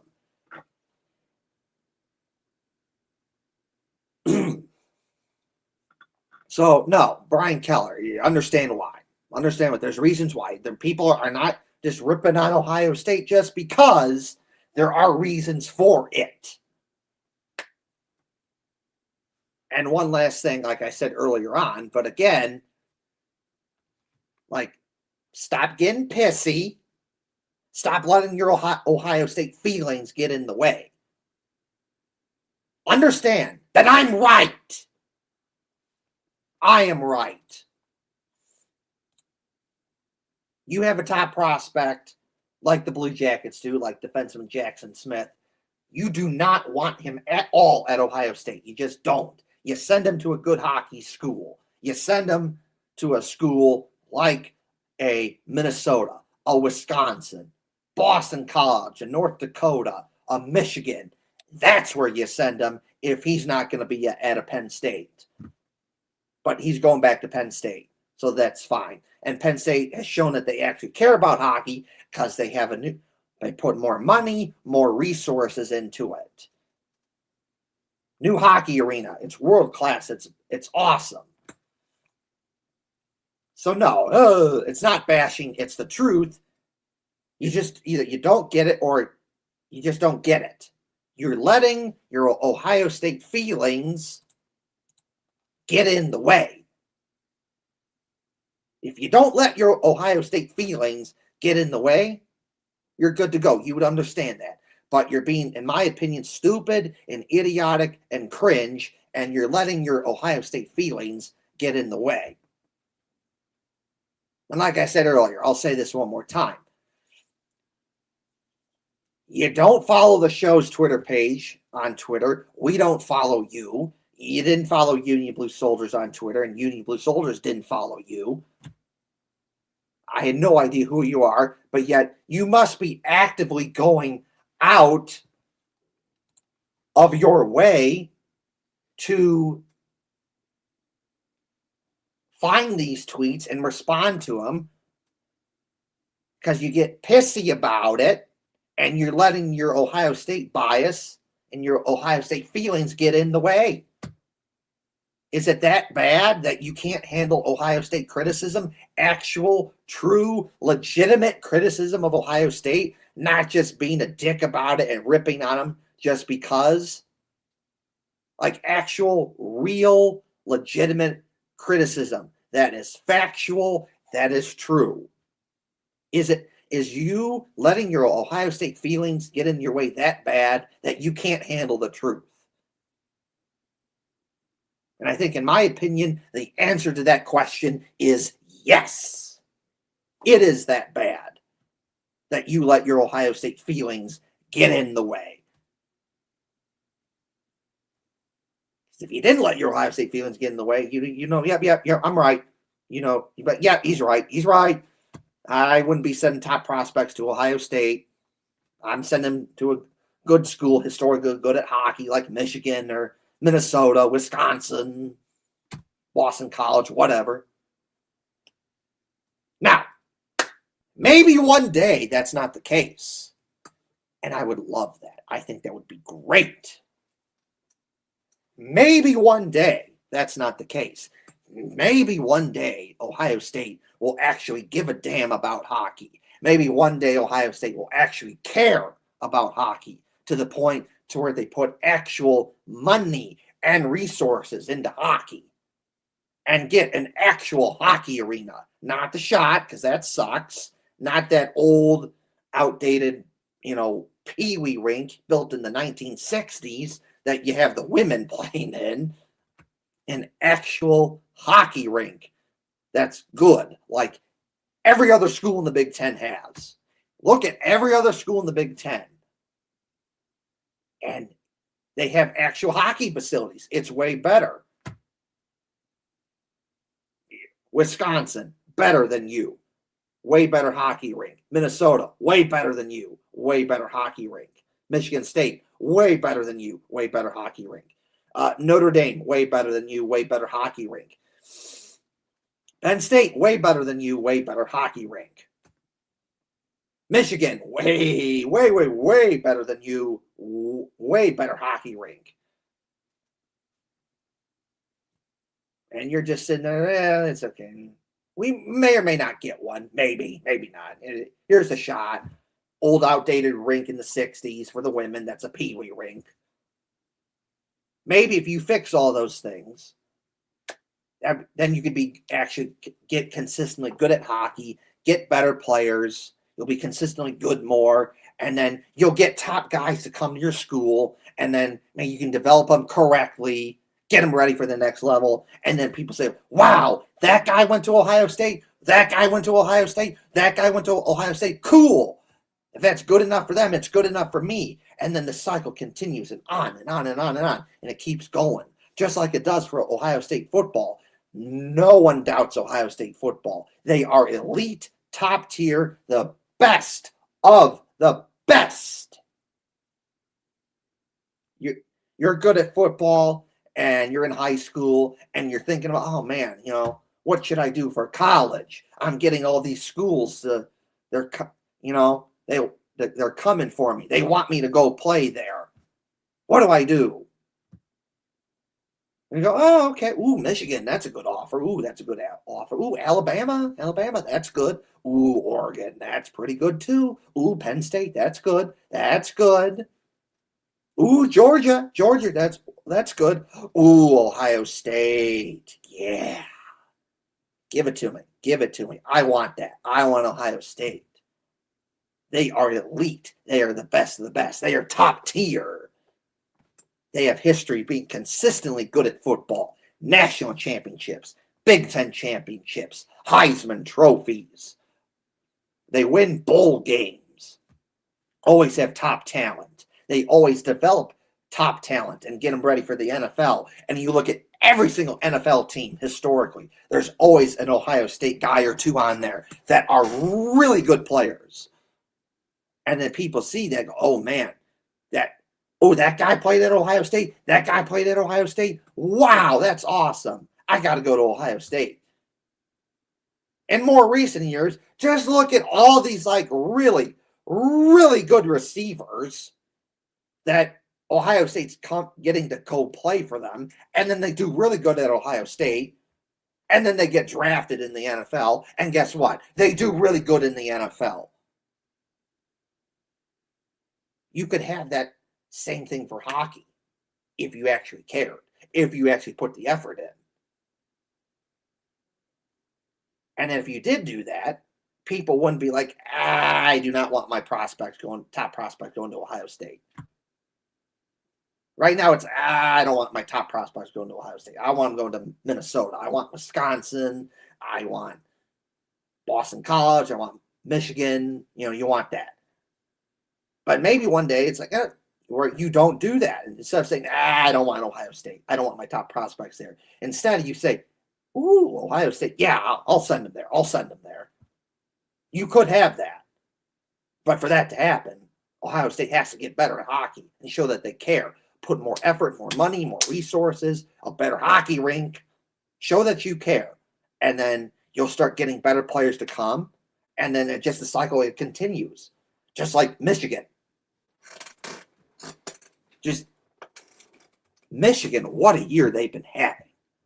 They've had 4 guys that played on the USA Olympic hockey team that won the gold medal. 4. Kyle Connor, Dylan Larkin, Zach Werenski, and then they had one other guy. I forgot his name. But the point is they had 4 guys. Oh, Quinn Hughes. It was Quinn Hughes, Minnesota. So it was Quinn Hughes, Dylan Larkin, Kyle Connor, and Zach Werenski. And they all won the gold medal, and they all played at Michigan. And as soon as that happened, Michigan was out there promoting that like crazy. Like, look at us. 4 guys on USA hockey team won the gold medal in the Olympics. And now their team is in the Frozen Four again for like 4 of the last 5 seasons. Michigan has been in hockey for the Olympics. Like, that is impressive, amazing. That is so much marketing material that you can use to get guys to come play for your school. Oh yeah, come play for our school. We're consistently good at hockey, and we have Big Ten championships and national championships, and we go to the Frozen Four and NCAA tournament appearances consistently. We send guys to go play for the Olympics. They win the gold medal. Oh, look, we're in the Frozen Four again this year. 4 of the last 5 seasons, we're in the Frozen Four at minimum. Wow, that is just impressive stuff that they can do to get guys to come. And then you produce top talent. You produce, Dylan Larkin, a Kyle Connor. You get, Kent Johnson. You get Zach Werenski and Adam Fantilli and just so much more. You can say that when you're good at hockey, and it gets easier. You can do that. And Ohio State could have that too if they actually cared about hockey, because then the cycle would continue. Boom, boom, boom, boom, boom. Look at this. We got this guy, this guy, this guy, this guy, this guy. Just like Michigan can, or Minnesota, or a whole bunch of other people can. So just throwing that one out there. There's a reason why people rip. It's not bashing. There's reasons behind it. There's a reason why people rip on Blue Jackets fans, rip on Ohio State. You know that, but you're blinded by your Ohio State bias, and you're letting your Ohio State feelings get in your way. Oh, I can't stand the Blue Jackets. Okay. Whatever, dude. Oh, and he lives in Ohio. You live in Ohio, and today's world don't like the Blue Jackets? Get out of here, you dork. The Blue Jackets are Ohio's team. The Blue Jackets have fans all over. But whatever. So goofball and kind of bitter. Like, you can't take legitimate criticism of Ohio State. Not everyone's like that. There's Ohio State people that they can take legitimate criticism of Ohio State. They can't.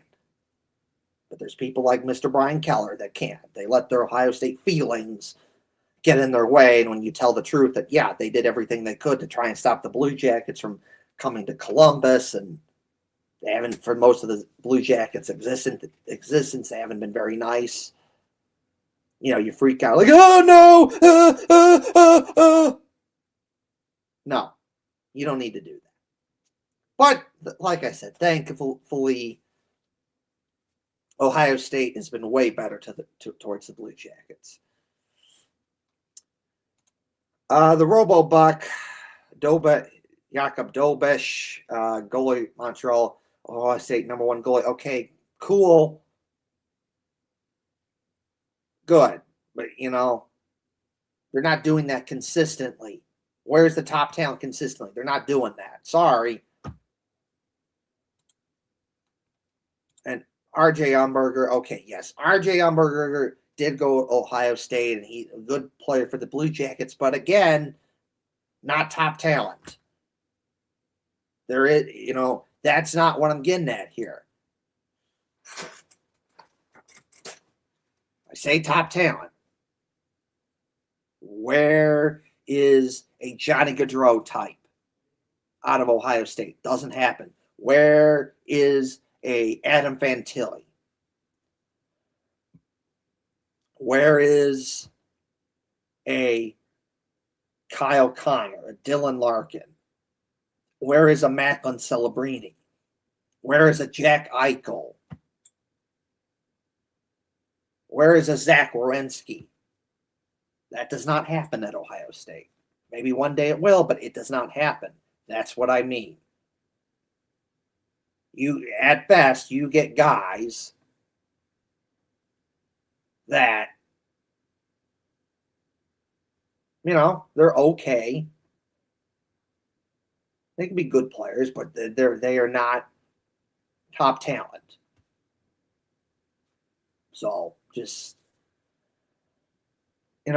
throwing that out there. And I would like Ohio State to be better at hockey, but that's just not where their heart is. Their heart is not in that place. They're a football school. Football is the only thing that matters. So everything else is screw you. You don't matter. Screw you. You get out of here. So anyways, I know, I kind of talked a little over an hour for that. Oh my God, over a 3-hour show. My goodness, I've been on here for a bit. So I got a couple last things, and oh my goodness, I'm going to get out of here. Just had to call that out and say, yeah, no, sorry. I'm right. Stop letting your Ohio State feelings get in your way. But anyways, how about friend of the show, my guy Harry, one of my favorite people to see when I'm in Columbus, going to the new Buc-ee's in Huber Heights, Ohio, getting a picture with the Bucky Beaver. Harry and his wife Beth getting a picture with the Bucky Beaver. So that's cool. I've got my picture with the Bucky Beaver at a Buc-ee's. So, that's cool. Let's see. I'm going to check anything else on the bookmarks to see if there's anything else I would like to say.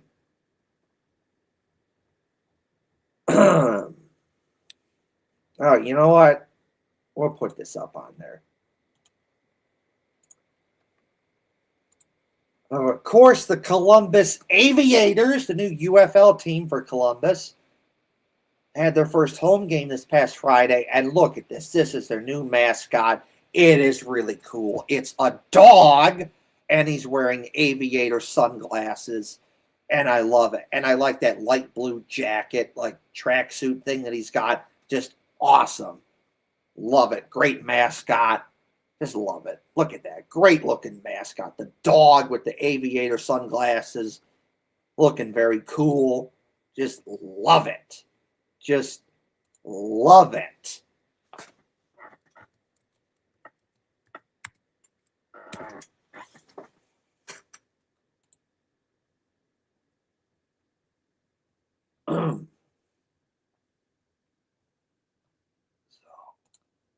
And, speaking of mascots, I like this. One of my favorite pictures of Brutus. Of course, Brutus is the Ohio State mascot wearing the Blue Jackets jersey. So that's just what I like to see. That, Ohio State, they support the Blue Jackets now. It wasn't always like that, but now they do. And it's just great to see Brutus wearing the Blue Jackets jersey. So you got to check the bookmarks to see if there's anything else.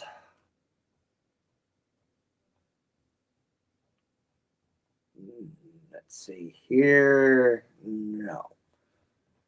So.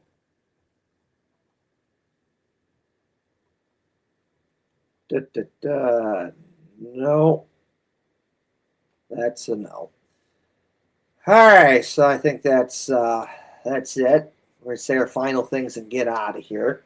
So, yeah, because my goodness, over 3 hours. Oh boy, that's a long show. Can't go on for 4. So this is just over 3 hours, a little over. Currently, I'm at 3 hours, 35 minutes, 47 seconds. My goodness, long show, but a good show. So last couple things I'll say, then I'll get out of here. So, like, share, and subscribe to the YouTube channel. Please like, share, and subscribe to the YouTube channel. That would be greatly appreciated. Like, share, and subscribe to the YouTube channel. Please tell your family. Please tell your friends. Like, share, and subscribe to the YouTube channel. So, thank you. Like, share, and subscribe to the YouTube channel.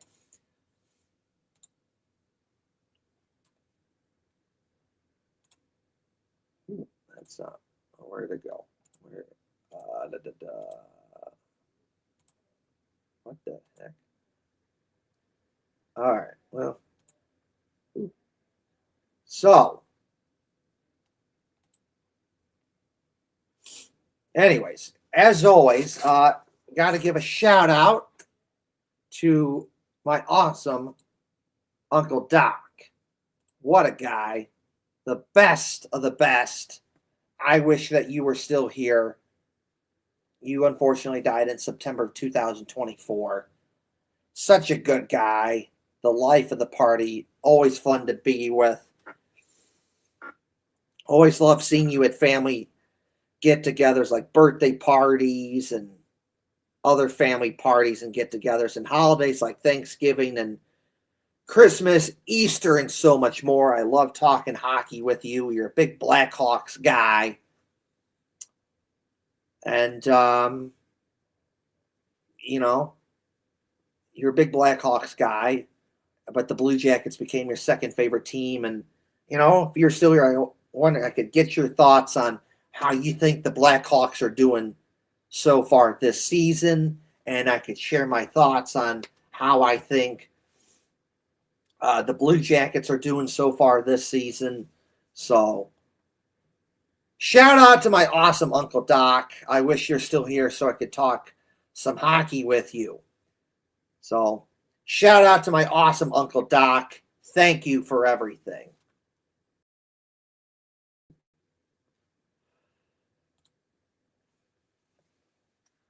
So, one last thing for me. Well, actually, no. 2 last things. We got what our next show is going to be. Okay, the next show is going to be Monday, April 13th, 2026. The next show is going to be Monday, April 13th, 2026. Again, one last time, it's going to be Monday, April 13th, 2026 at 7 o'clock p.m. Eastern Time, live on YouTube and Twitter. Next show will be Monday, April 13th, 2026 at 7 o'clock p.m. Eastern Time. And one last thing for me. Don't forget to check out Union Blue Soldiers. Check out Union Blue Soldiers. Check out Union Blue Soldiers. Follow Union Blue Soldiers on all social media platforms. Check out Union Blue Soldiers. Check out Union Blue Soldiers. Check out Union Blue Soldiers. So that's it for me and Hefty Doc. Check out Uni Blue Soldiers. So thank you for watching the show, and we'll see you next time. Bye now!